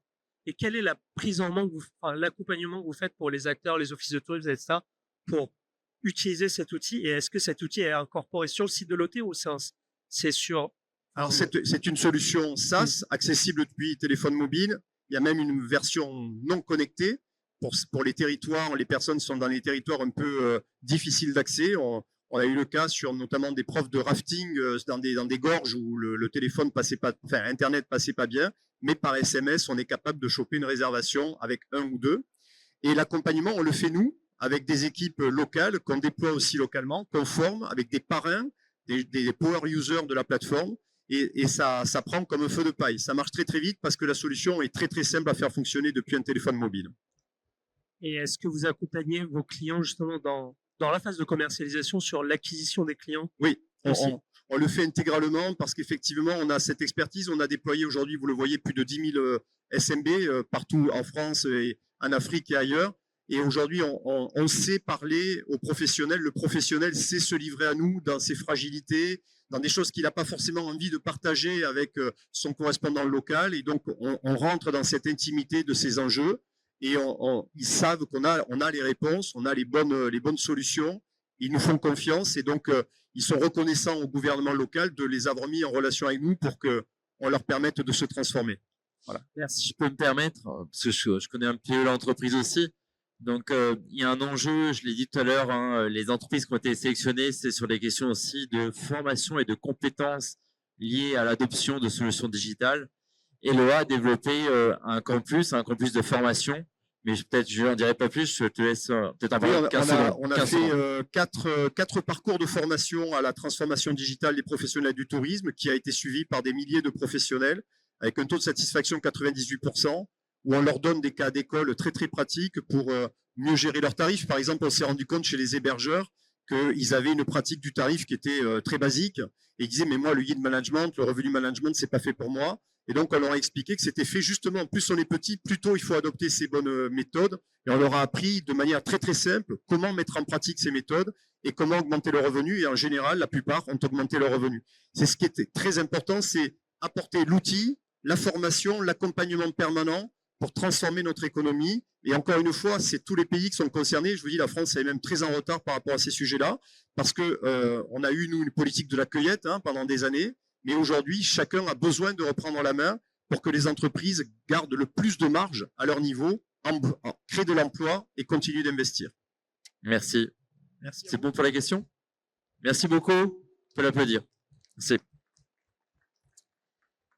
Alors, maintenant, on va passer à un autre univers, un univers plus immersif. Oui, donc Michel, je te propose de venir et de parler de caviar.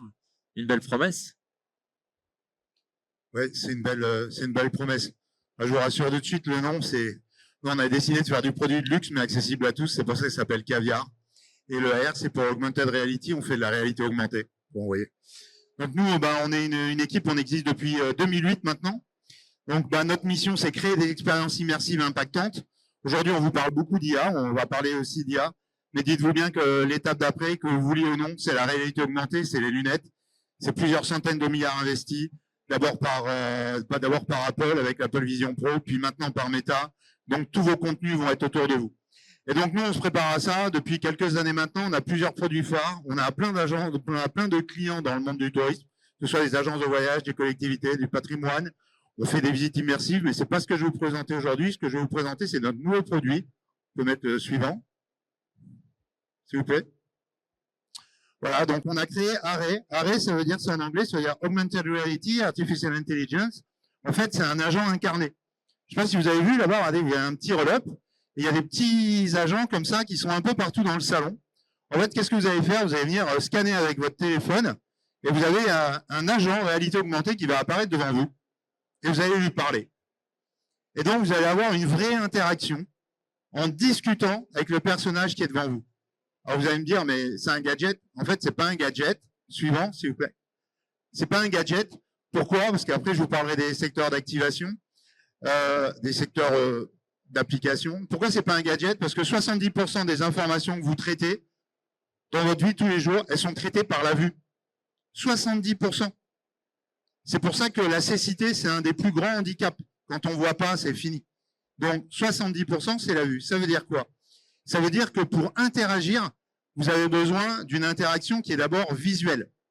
Et lorsque vous parlez à quelqu'un, lorsque vous parlez à un personnage, votre conversation n'a rien à voir à quand vous parlez simplement au téléphone. Pourquoi? Parce qu'il y a un effet qui est très important. En anglais, on appelle embodiment. C'est l'effet d'incarnation. Et nous, on l'a testé et on le teste au quotidien. Et en fait, le niveau de la conversation n'a absolument rien à voir. Alors, pourquoi c'est intéressant? C'est quoi nos domaines d'application? C'est le tourisme, les relations humaines, l'éducation, le retail. Donc, le tourisme, là, on vient de déployer, justement, avec les entreprises du voyage et avec Cediv Travel, on est en train de déployer des agents de voyage. Alors, ces agents de voyage, je vais dire, ils servent à quoi? Ils servent à préparer. En fait, c'est une machine à capter du lead, à capter de l'engagement. Pourquoi? Parce qu'en gros, imaginez que votre agence, on va passer à la suivante. Imaginez que votre agence, elle est fermée, agence de voyage, il y a un QR code sur la porte, vous scannez le QR code, et là, il y a un agent qui apparaît. Et là, il va vous poser plein de questions, il va vous dire qu'est-ce que vous voulez faire, où est-ce que vous voulez partir, quel est votre type de voyage, et il va y avoir une vraie discussion. Et une fois que la discussion est fermée, il vous demande simplement votre nom, numéro de téléphone, mail, si vous voulez le donner, et là, ça va arriver directement dans un CRM, et on va pouvoir préparer un voyage parfait. Alors vous allez me dire, on peut faire ça dans la vraie vie. Mais vous savez, ce qui nous embête, ce qui nous empêche de le faire dans la vraie vie, c'est que les questions idiotes, on n'ose pas les poser.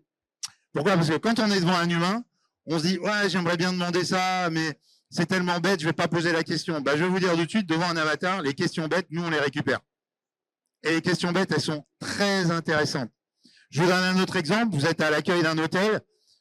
Bon, vous avez l'hôtel, vous avez le réceptionniste, il est tout seul. Vous êtes client. Vous avez une question à 2 h du matin. Alors, avec un peu de chance, vous appelez le réceptionniste, il vous répond, mais vous êtes à 3 h de l'après-midi, il y a plein de monde à la réception, personne ne vous répond. Eh ben, vous avez un QR code dans la chambre de l'hôtel, et là, vous avez un groom, et lui, il connaît tout par cœur. Il va vous dire, non, mais la piscine, les horaires, c'est ça, etc. Il va tout vous expliquer. Pourquoi c'est intéressant? Parce que l'hôtel, le réceptif, il va récupérer l'ensemble des conversations, ce que tout le monde a demandé. Et je peux vous assurer que quand vous arrivez à la fin de la journée et vous vous rendez compte qu'il y a 50 personnes qui demandent où se trouve la salle de sport, c'est qu'à un moment, le panneau de la salle de sport, vous l'avez pas mis où il fallait. Sauf que les gens, quand vous discutez en réel, on les garde pas. C'est des questions bêtes, c'est des questions idiotes. Vous voyez ce que je veux dire? Et vous ne savez pas ce que veulent les gens. Dans un aéroport, vous scannez, on vous répond, on vous donne l'information. Ce qui est intéressant, c'est que nous, on peut faire apparaître aussi des éléments. C'est-à-dire dans la conversation, on peut faire apparaître, ah tiens, je voudrais visiter ça. Attends, je te montre. Et sur le téléphone apparaît par exemple une photo du lieu ou une visite immersive. Donc voilà, notre ambition, nous, c'est équiper les destinations partenaires avec des assistants incarnés, multilingues, parfaitement adaptés aux enjeux. On aimerait créer un système de franchise de cette expertise. C'est un peu pour ça qu'on est là. Moi, l'idée aujourd'hui, on a déjà des représentants. On travaille aussi avec Certifia sur la formation. On a déjà une représentation au Gabon. Ce qu'on voudrait, c'est mettre des agences un peu partout pour développer un maximum d'agents incarnés arrêts dans le futur. Voilà. Ah, question?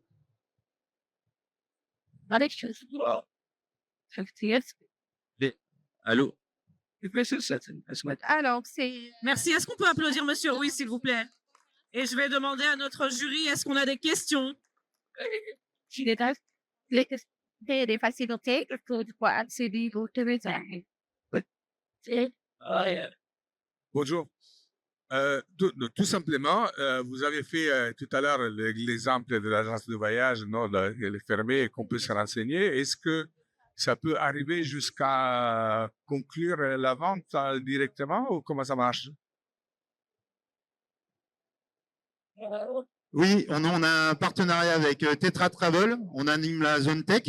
Et en fait, Theta, lui, il a un système de réservation de booking, ce qui veut dire qu'aujourd'hui, une fois qu'on a récupéré tout le flux de la conversation et qu'on a tous les éléments, on peut aller chercher le produit correspondant et envoyer directement en disant « Tiens, il y a ça, est-ce que ça vous plaît ou pas? Est-ce que ça vous intéresse ?» La personne peut décider de booker en direct. En fait, ce qui nous intéresse à nous, c'est capter les signaux faibles. C'est capter tout ce qu'on ne pourrait pas dire normalement. Aujourd'hui, on limite les conversations à 10 minutes maximum, mais pour vous donner un exemple, 6 minutes de conversation, c'est plus de 800 mots, c'est 4 pages, c'est énorme. Ça, vous récupérez avec une IA, vous avez tout le profil, vous savez exactement ce qu'il veut, etc. Donc oui, c'est prévu, on travaille avec Theta pour le faire. Alors, j'ai une petite question. Bonjour, monsieur, c'était passionnant. Mais vous avez écourté votre première activité, mais vous venez de parler du Gabon. Je voudrais savoir si c'est vous, votre structure, qui a travaillé avec le musée pour les lunettes 3D, pour la visite de la grotte qui avait été découverte. Non, c'est pas nous. Vous non, nous, on est sur la partie IA avec Certifia, donc non, c'est pas nous. C'est pas vous. Nous, on vient de faire la visite de l'historique de la Société Générale pour les 150 ans. Donc, on était dans la banque. Je suis désolé. C'est pas grave, merci. Ouais. Alors, je vais juste pour dire, on va juste finir avec la dernière entreprise et on va vous laisser poser les questions. Après, on aura un moment de questions-réponses. Mais allez-y. Bonjour monsieur, félicitations, c'est une très belle initiative. Je voulais savoir pour les pays africains, est-ce que avec l'IA, vous avez la possibilité de mettre des langues locales? Alors oui, on y travaille parce qu'on a un agent qui est en Guadeloupe aujourd'hui. On a travaillé avec l'Office de tourisme de Guadeloupe, la Riviera du Levant. Et donc, on a un agent. Et moi, je suis en train de lui apprendre à parler créole. Et alors, au début, j'avais un créole, mais c'était pas un créole guadeloupéen. Alors, on va dire, c'est pas le même créole. Il y a du mélange de créole réunionnais. Alors oui, on peut enseigner les langues. Ça veut dire quoi? Ça veut dire que nous, on va vous demander de créer avec nous un corpus documentaire. Et moi, je crois beaucoup à ça parce que là, ça devient très, très intéressant. Donc j'ai écrit ça d'ailleurs dans mon dernier livre, j'ai parlé d'Afrique, justement, parce qu'une des puissances de l'Afrique, c'est l'oralité. Et l'IA échappe à l'oralité, parce que l'IA se base sur du corpus documentaire. Or, la force de l'Afrique aujourd'hui, c'est que vous avez une culture orale très forte, très dense, qui n'est pas accessible aujourd'hui par l'IA. Ça veut dire quoi? Ça veut dire qu'on va travailler ensemble pour aller créer un répertoire et la langue qui va bien. Si demain, on crée un agent Wolof, il parlera Wolof. Voilà. Merci, Monsieur Ruiz, qu'on applaudit, s'il vous plaît. Merci beaucoup. Donc, the last but not least, Benoît. Donc, circuit, on va parler outdoor, itinéraire. Allez, c'est à toi. Eh bien, bonjour à toutes et tous. Alors, attends, voilà, ça, circuit. Voilà, c'est bon, ça y est. Bien, bonjour à toutes et tous. Et merci à toutes celles et ceux qui se sont investis dans l'organisation de cette convention Afrique et puis pour la qualité aussi des entreprises sélectionnées, on en fait partie. Alors aujourd'hui, toutes les destinations font face au même défi, la donnée. Vous disposez de milliers d'informations, itinéraires, circuits, points d'intérêt, événements, mais elles sont souvent éparpillées dans différentes bases de données, différents systèmes, avec des formats différents et elles sont difficiles à exploiter. Vous voulez promouvoir vos territoires, mettre en avant vos richesses, mais la question est toujours la même. Comment organiser ces données? Comment les mettre en lumière? Et comment les rendre attractives pour le grand public? Eh bien, c'est exactement pour relever ce défi que Circuit a développé son savoir-faire, faire passer vos données brutes au service d'expériences touristiques à la fois numériques et sur le terrain. Je suis Benoît Dumortier et je vais vous parler de Circuit. Alors, Circuit est l'expert de la gestion numérique des itinéraires et points d'intérêt touristiques. C'est plus de 15 ans d'expérience dans la digitalisation touristique. Nous accompagnons aujourd'hui plus de 1500 partenaires institutionnels touristiques en Europe, principalement en France et en Belgique. Beaucoup d'offices de tourisme, des départements, mais aussi des régions ou encore des fédérations nationales. Nos solutions sont déjà largement déployées avec plus de 1500 cartes interactives intégrées, plus de 350 flux connectés à notre écosystème. Ce sont des bases de données qui alimentent directement l'écosystème Circuit. Et chaque année, notre écosystème génère plus de 20 millions de vues et nous avons près de 3 millions d'utilisateurs sur nos services grand public. Ces chiffres témoignent de la fiabilité de notre technologie et de notre capacité à porter des projets d'envergure du national au local en passant par des structures intermédiaires. Alors concrètement, que faisons-nous chez Circuit? Eh bien, nous proposons une suite complète de services numériques couvrant toute la chaîne de valeur de la donnée touristique, depuis la collecte et la création de données, des itinéraires, des points d'intérêt ou encore des réseaux touristiques, jusqu'à la diffusion via des widgets cartographiques intégrables, des planificateurs d'itinéraires ou encore des applications mobiles en marque blanche ou sur mesure.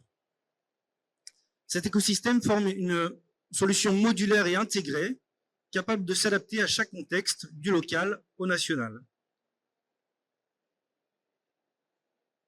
Alors, premier cas d'usage, ici, on est sur la destination de Nancy.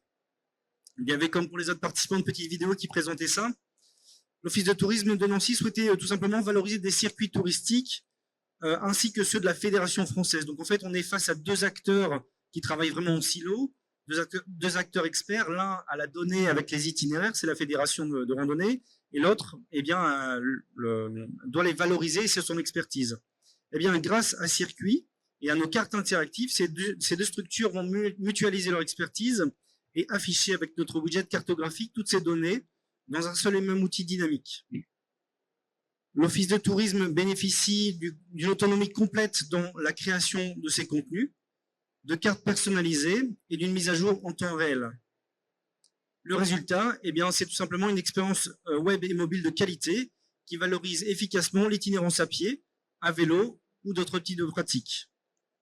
Pour vos destinations, cela permettrait de matérialiser des séjours, de proposer des itinéraires de découverte et de développer tout type de circuits, que ce soit des road trips, des safaris ou encore des itinéraires à faire en voiture ou en 4x4. Le second cas d'usage, c'est une carte des producteurs locaux du département de la Vendée. Ici, on est sur un réseau très dense de producteurs, quasiment 500 producteurs à l'échelle du département. Et l'enjeu, il est vraiment de mettre en avant la richesse de ces producteurs, le côté humain, pourquoi ils sont là, comment est-ce qu'ils arrivent à nourrir les habitants.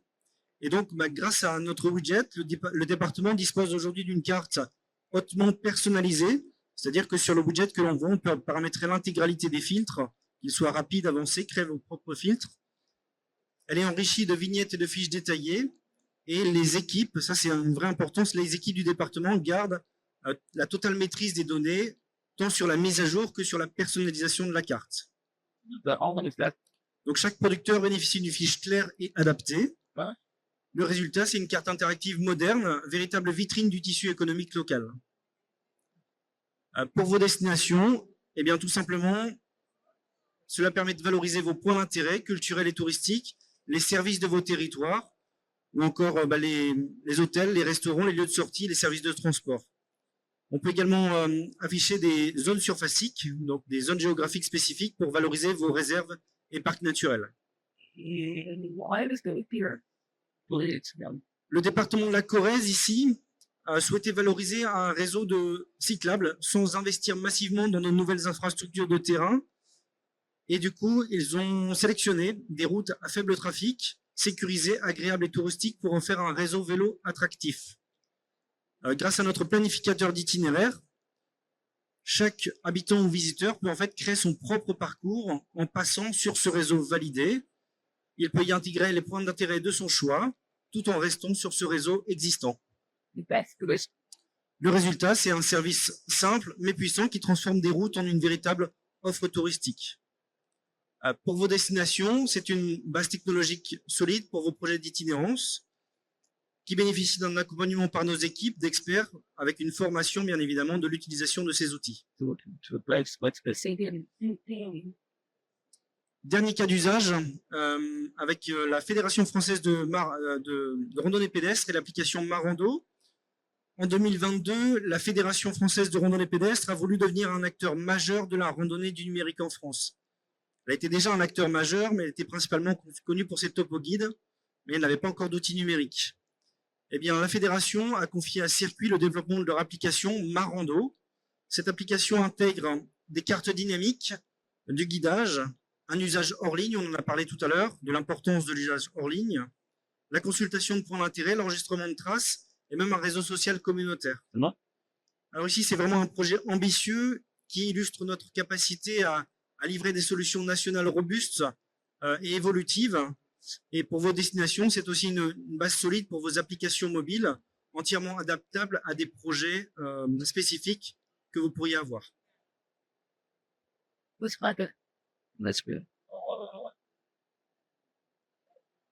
Les valeurs, alors quelles sont les valeurs ajoutées de Circuit? Bien, tout simplement, notre expertise aujourd'hui est prête à accompagner la digitalisation touristique de vos territoires. Nos solutions sont simples, fiables, éprouvées et accessibles. Elles sont modulaires et rapides à déployer et conçues avec des coûts maîtrisés. Nous travaillons majoritairement à distance, avec la possibilité de vraiment développer vos projets et former vos équipes à distance, mais nous pouvons assurer également des déplacements sur place si nécessaire. Un point très important, c'est grâce à la mutualisation des investissements existants, eh bien, vos destinations bénéficient d'un écosystème robuste, adapté aux contextes locaux, qui pourra accroître visibilité et attractivité. En termes de méthodologie, eh bien, nous pouvons procéder à un état des lieux de vos besoins et de vos données. Nous pouvons connecter rapidement vos bases de données ou même déployer nos outils clés en main. Et bien évidemment, on va travailler à des projets plus spécifiques, applications adaptées, extension de vos écosystèmes. Alors les enjeux et les opportunités de la digitalisation sont énormes aujourd'hui sur vos territoires. Et avec Circuit, vous disposez d'un partenaire fiable pour franchir ce cap, un écosystème qui est reconnu et une expertise solide. Merci de votre attention. S'il y a des questions, il reste quelques minutes pour y répondre. Je suis également accompagné de Sylvain Cocheteux, notre CEO. Voilà, sa présence témoigne de l'importance que nous accordons aussi à cet événement. Et puis, à tout de suite si vous souhaitez parler de vos projets ou des outils que je viens de présenter. Merci beaucoup. Merci. Donc, des questions du jury. Oui, non, non, oui. Oui. Pas de questions. Est-ce que notre jury a des questions? Non. Est-ce que vous, public, avez des questions à poser à nos entreprises qui ont pitché? Est-ce que vous avez des questions? Monsieur, vous voulez poser une question à qui? L'ensemble, alors, en URCR. Je me présente, je m'appelle Dr Mondil Fatih Saïd, je viens des îles Comores et je suis en même temps le secrétaire général de la grande île des Comores. Bien sûr, on est venu parce qu'on sait bien que les Comores, c'est le tourisme.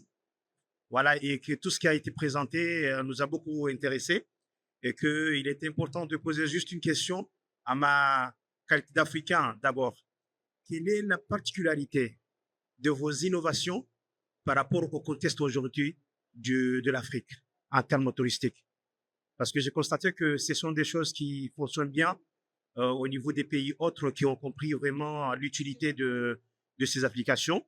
Mais la nouvelle technologie aujourd'hui ne se limite pas dans une zone X ou Y, mais ça englobe tous les pays. Alors, quelle est la particularité, certainement?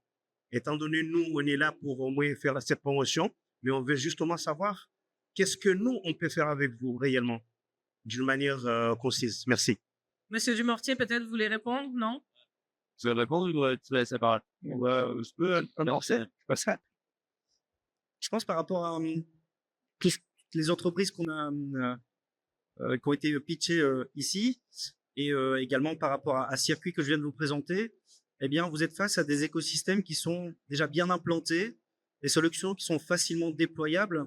Et donc, en fait, il suffit juste de transposer ces outils sur vos territoires, sur l'Afrique, tout en les adaptant, bien évidemment, au contexte local, à vos richesses, à vos spécificités.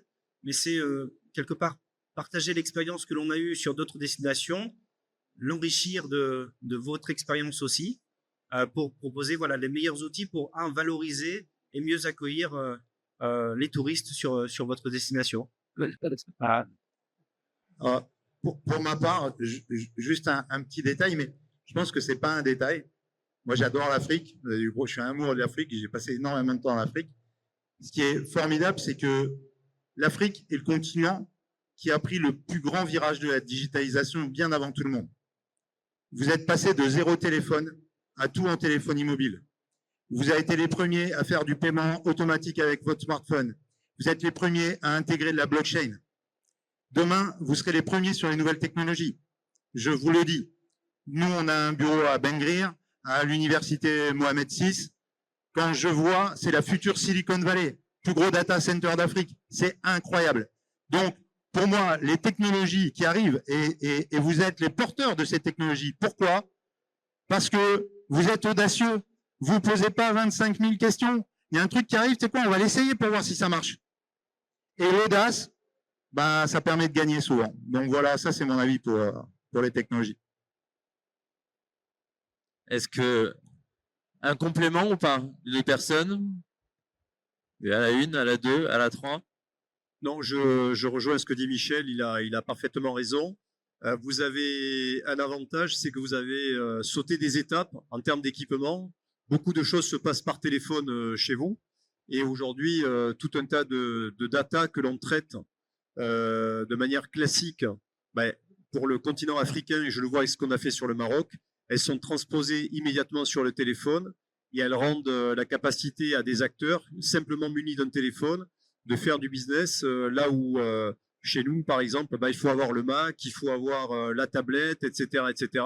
Donc, vous êtes beaucoup plus agile parce que vous avez sauté cette étape-là et il faut maintenant profiter de cette agilité pour y mettre les bonnes informations à l'intérieur et faire du vrai business. Voilà. Et ça va marcher, ça va cartonner chez vous, quel que soit le pays. En tout cas, merci beaucoup pour votre question. Merci. J'encourage aussi d'autres questions. Voilà, merci. Bonjour. La question de la data en Afrique, ça soulève beaucoup de points. Parce que vous savez, c'est pas tous les, je dirais, toutes les villes ou tous les pays qui se valent en termes de pénétration d'Internet. Dans votre solution à vous, vous tracez des circuits. Sachant que parfois, lorsque vous utilisez le GPS à Abidjan ou dans d'autres villes en Afrique, ça vous met une route et vous y arrivez, il n'y a pas de route. Donc, tracer un circuit, IA et tout, fait une expérience locale. Combien de temps ça vous prend pour réactualiser les données existantes sur les circuits, sur les chemins et autres?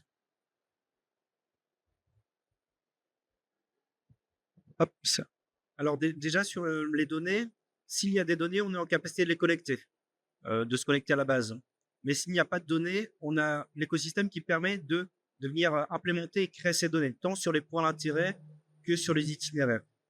Après, sur la qualité des traçages, eh bien, on va utiliser des API et des fonds de cartes existants. OpenStreetMap en fait partie. Et la donnée est quand même régulièrement mise à jour, ou en tout cas, elle peut être abondée par la destination pour être mise à jour. Et s'il y a d'autres fonds de cartes existants, on peut aussi les connecter.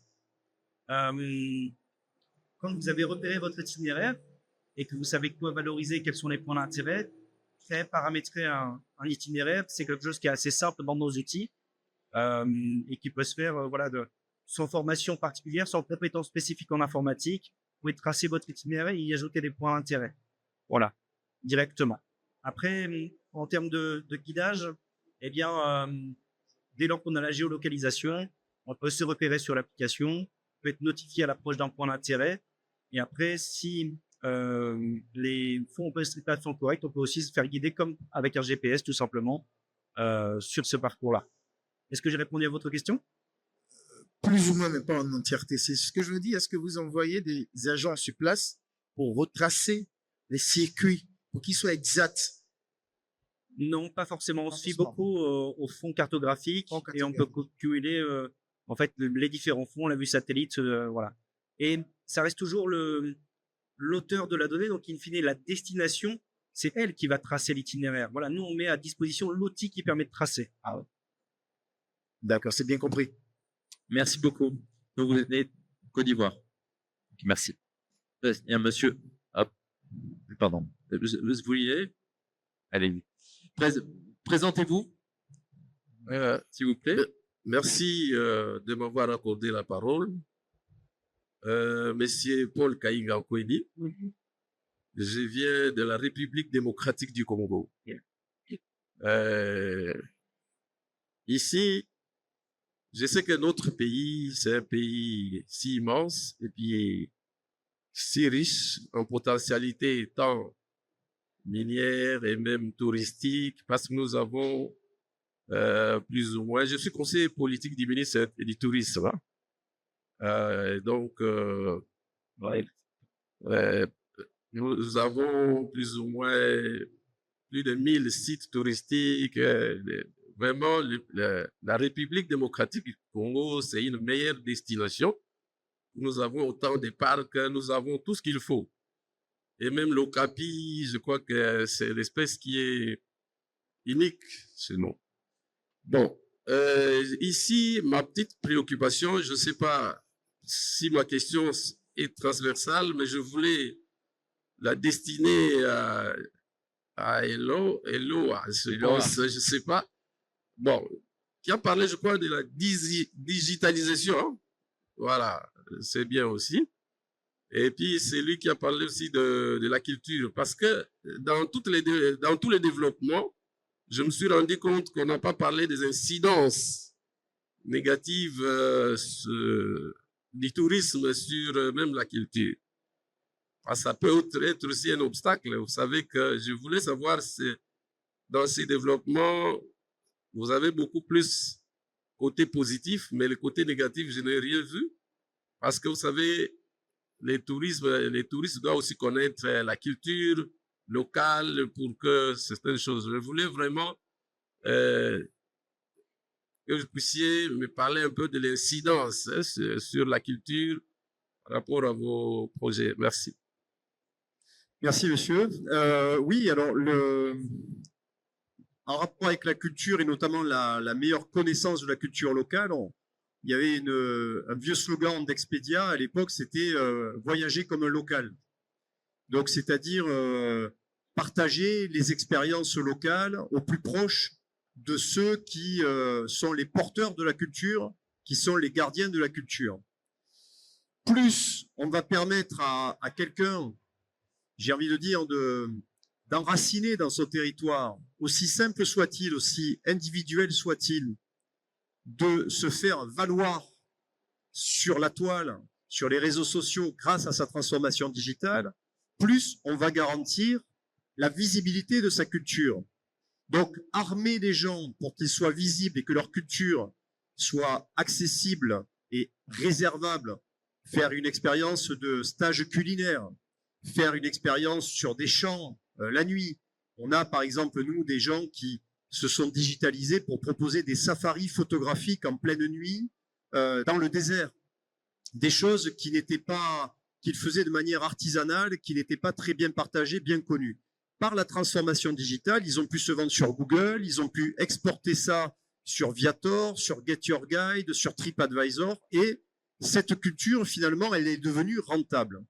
Quand on ne fait pas ça, en définitive, le risque auquel on s'expose, c'est la standardisation de son économie. C'est-à-dire qu'en clair, l'offre qu'on va le plus voir et qu'on va acheter, c'est celle qu'on verra le plus. C'est-à-dire des balades en jet ski, des balades en quad, vous voyez, ce que je vois souvent sur le continent ou ailleurs. Et en fait, on se dit, non mais finalement, le traditionnel, le culturel, c'est pas fait pour ça. Alors qu'en réalité, la clientèle, c'est ce qu'elle cherche. Elle veut ça, sauf que elle ne le trouve pas sur Internet. C'est pour ça que quand on parle de transformation digitale, on avait eu le cas, par exemple, à Tarazout, c'est une ville côtière au nord d'Agadir, où 3 dames se sont dit, est-ce qu'on ne pourrait pas, nous, lancer une académie de cuisine berbère dans le village? On a nos maris qui portent les poissons et on propose cette expérience. Et en fait, il leur manquait qu'un truc, c'était de pouvoir se vendre toutes seules sur Internet, avec un site, avec un moteur de réservation, la possibilité d'encaisser l'argent très facilement sur un compte bancaire. Elles ont réussi à le faire, ça cartonne. Encore une fois, le tourisme, et notamment à travers l'activité culturelle ou sportive, c'est de l'économie. Et dans l'économie, ma conviction, c'est que c'est l'offre qui crée la demande. Donc votre offre, c'est votre offre culturelle, c'est l'offre traditionnelle, c'est l'offre qui est sur le territoire, c'est la découverte de la nature, c'est le trekking. Si l'offre existe, si elle est digitalisée, elle sera visible et les gens achèteront. Il n'y a rien de pire sur un supermarché que d'avoir les étagères vides. Il y a une belle enseigne, il y a un bel éclairage, mais les étagères sont vides. Et donc, les gens n'achètent pas. Ils sont déçus.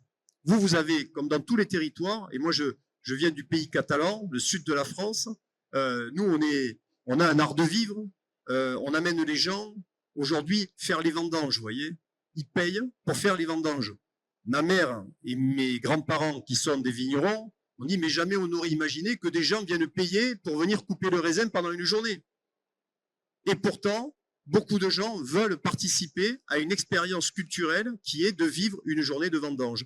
Au point que maintenant, si je prends cet exemple en France, ben vous avez Vendangeurs d'un jour, qui est en fait une opération nationale menée par quasiment 7000 vignerons, qui reçoivent de l'argent et du public pour venir vendanger pendant une journée, manger sur place le petit déjeuner du vendangeur et repartir avec leur bouteille de vin. Donc, on est bien sur quelque chose qui, il y a encore quelques années, était un acte de travail, un acte laborieux, qui n'avait rien de culturel, sinon pour ceux qui étaient nés au pays, qui disaient, pour moi, dès que je vois les gens se lever, aller couper le raisin, culturellement, ça me parle, je sais que c'est la période de l'automne, et c'est devenu un produit touristique à part entière. Donc, pour vous, c'est pareil. La transformation digitale, c'est sublimer, valoriser ce qui fait votre identité, ce qui intéresse ceux qui sont à l'extérieur. Ils veulent vivre votre identité, ils veulent partager un quotidien différent du leur, et pour eux, ça a une valeur qu'ils sont prêts à payer, mais pas dans n'importe quelles conditions. Il faut qu'ils aient l'information accessible, il faut qu'ils soient sécurisés dans le choix qu'ils vont faire, qu'ils aient le maximum d'informations, comment s'acheminer vers chez vous, pouvoir payer en toute sécurité, recevoir la confirmation immédiate, et pourquoi pas la caution de votre gouvernement, de vos autorités territoriales du tourisme, en disant ce prestataire qui est sur Internet, qui vous propose cette prestation, le gouvernement vous donne la garantie que tout se passera bien. Ça s'appelle la labellisation. Et quand on a fait ça, chacun est à sa place, chacun crée une chaîne de valeur, et tout cela se fait au service de l'économie, de la culture et des populations. Merci à nos entreprises. Est-ce qu'on peut les applaudir? Alors, on va procéder au vote. On vous l'a annoncé donc ce matin. Nous sommes dans un concours de start-up. Sortez vos téléphones et je vais demander, s'il vous plaît, donc à la régie de pouvoir nous partager le QR code pour vous donner la possibilité de voter. Donc, merci à Affluence, Génial, Komoot, What Is This, Eloa, Caviar Tech et Circuit. Est-ce que la régie peut, s'il vous plaît, nous partager le QR code? Et peut-être, en attendant que la régie se prépare, est-ce qu'on a une dernière question parmi vous? Pas de question? Il y a une dame. On a une question.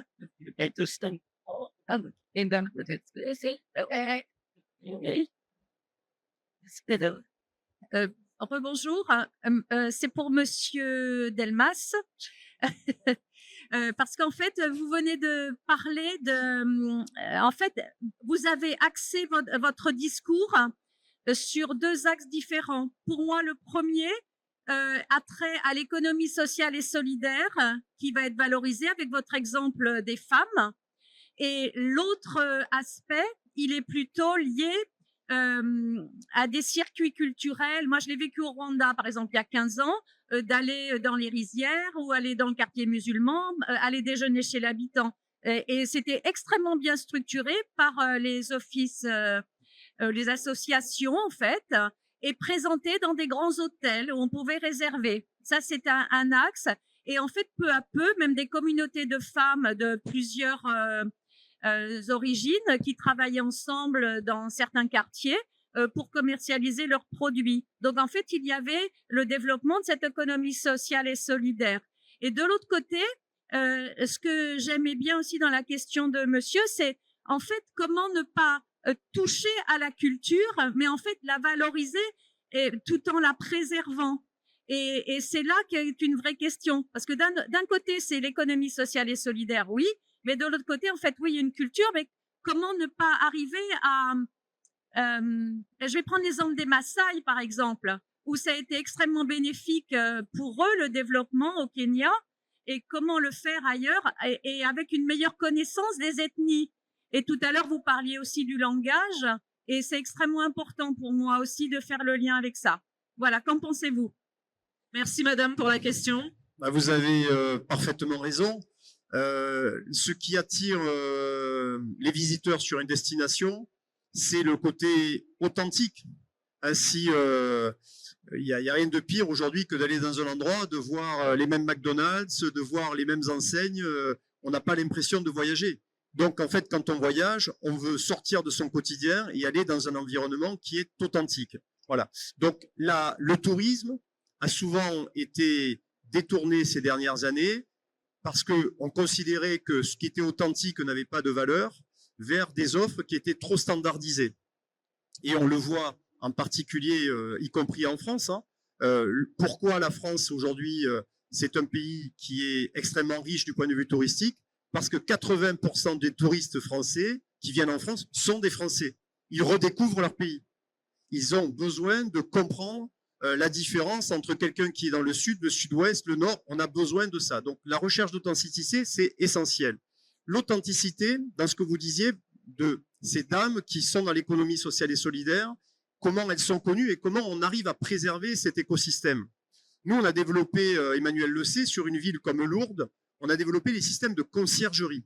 C'est-à-dire qu'en partant du principe que les personnes les mieux à même de vous vendre une expérience touristique, ce sont les producteurs touristiques eux-mêmes.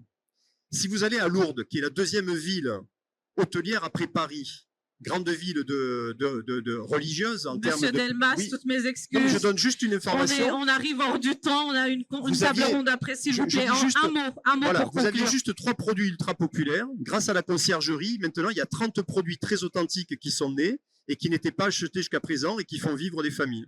Voilà l'essentiel. Merci à vous. Est-ce qu'on peut applaudir encore une fois pour nos entreprises? Alors, j'espère que tout le monde a voté. Est-ce que tout le monde a voté? Levez la main. Pour les personnes qui ont voté, levez la main. Vous êtes peu nombreux à avoir voté. On vous laisse encore 1 minute voter pour le projet qui a le plus retenu votre attention. Et en attendant donc d'avoir le résultat des votes, je vais laisser la parole à l'entreprise partenaire, pardon. Alors, j'ai du mal à prononcer. Waxeo, c'est ça. Waxeo. Monsieur Fabio Casi. Waxeo. Waxeo. Waxeo. Partenaire donc de l'Africa Startup pour nous présenter donc ces initiatives. Bonjour à tout le monde. Donc, Waxeo est une société franco-africaine, disons franco-européenne, enfin européenne et africaine d'une certaine manière. Une société jeune qui a ses racines en Afrique et qui a son savoir-faire et ses équipes également en Europe. Et une société de communication qui vous accompagne les territoires et vos entreprises dans toute la communication auprès du public africain et pour mieux faire connaître aussi l'Afrique auprès du public européen. Donc moi personnellement, je suis Fabio Casili, je suis le responsable commercial et on s'occupe donc de toute votre stratégie sur les réseaux sociaux, mais également sur la stratégie offline et sur un accompagnement aussi en termes des conseils et des stratégies d'accompagnement pour la levée des fonds, pour des choses comme ça. Voilà, donc à votre disposition si besoin. Et je suis tout nouveau dans l'entreprise et je suis ravi d'être ici aujourd'hui et de plonger profondément dans cet univers que je commence à appréhender de plus en plus et à mieux connaître. Merci pour votre attention. Merci beaucoup. Alors, est-ce que les votes sont clos? Est-ce qu'on a les résultats? On peut partager les résultats? Oui.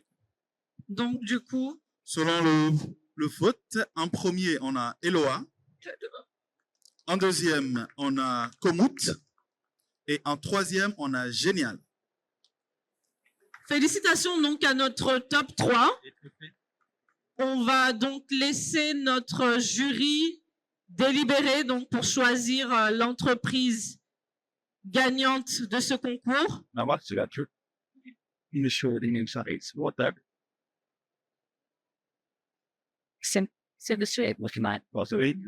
Et donc, je vais laisser la parole à Monsieur Ibrahima Kambé, qui va venir donc nous annoncer le lauréat de ce concours Africa Startup. Je ne connais pas le résultat. Non, mais je ne connais pas le résultat. Simplement, je voudrais vous féliciter tous parce que vous êtes venus avec des idées formidables et je crois donner des opportunités aux pays africains pour se développer. Merci beaucoup. Alors, je sais qu'il y a un vote. Il y a trois présentateurs qui seront sélectionnés. Vous êtes tous parfaits. Bon, alors, mais le choix va se porter sur 3. Mais ce qu'il faut que vous sachiez, c'est que Facility Concept, qui organise cette réunion, va travailler avec vous pour essayer d'aider nos pays ouest-africains pour se développer. Surtout, je pense, d'un point de vue intelligence artificielle, je pense que vous avez tout fait pour aider et on travaillera avec vous. Bon, maintenant, je n'ai pas le résultat le résultat, où est-ce qu'il est? Ah, d'accord. C'est top 3. Les top, on va prendre les top 3, hein, ouais. Alors, on va prendre le troisième. Ouais. Génial. Cool. Génial, hein? Génial. Génial, ok. Vous donnez le...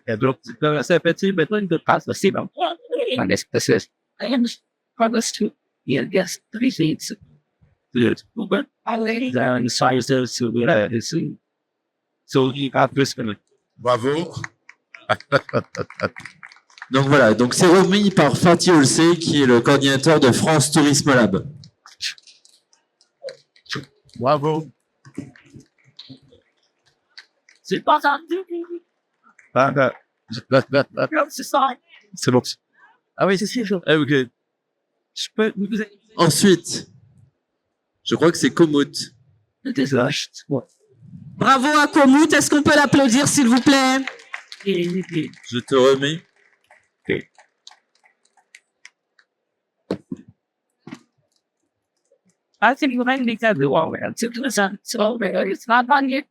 La photo de famille.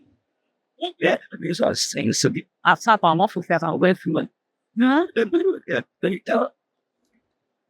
Ah, ok. D'abord,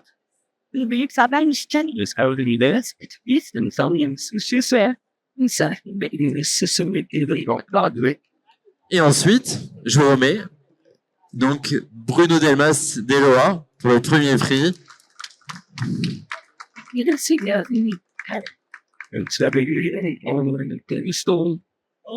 Oui.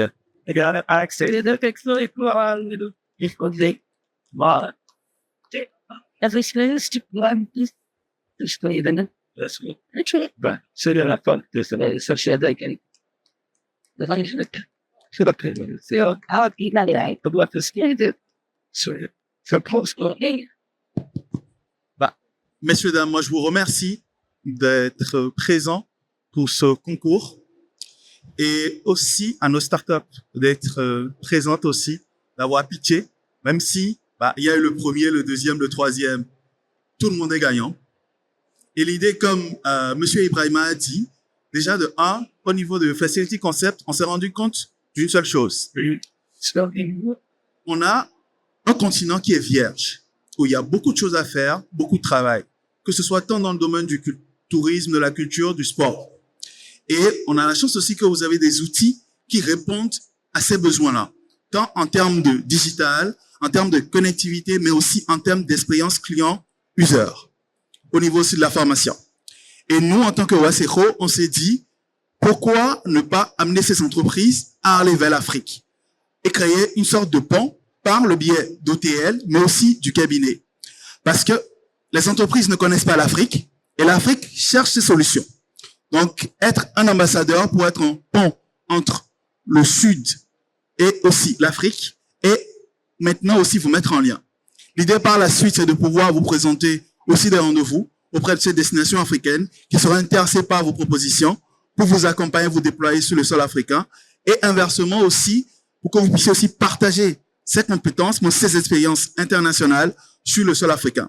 Donc, moi, au nom de Waseko, au nom du cabinet Facility et au nom d'OTL, je vous remercie d'avoir participé à ce pitch. Oui. C'est bon. Merci beaucoup, Monsieur Richnel. Alors ne partez pas. On souhaite aussi vous remercier, vous qui n'avez pas reçu de prix, mais merci pour votre participation, pour votre implication. Et je laisse notre hôtesse vous remettre ces jolis paquets.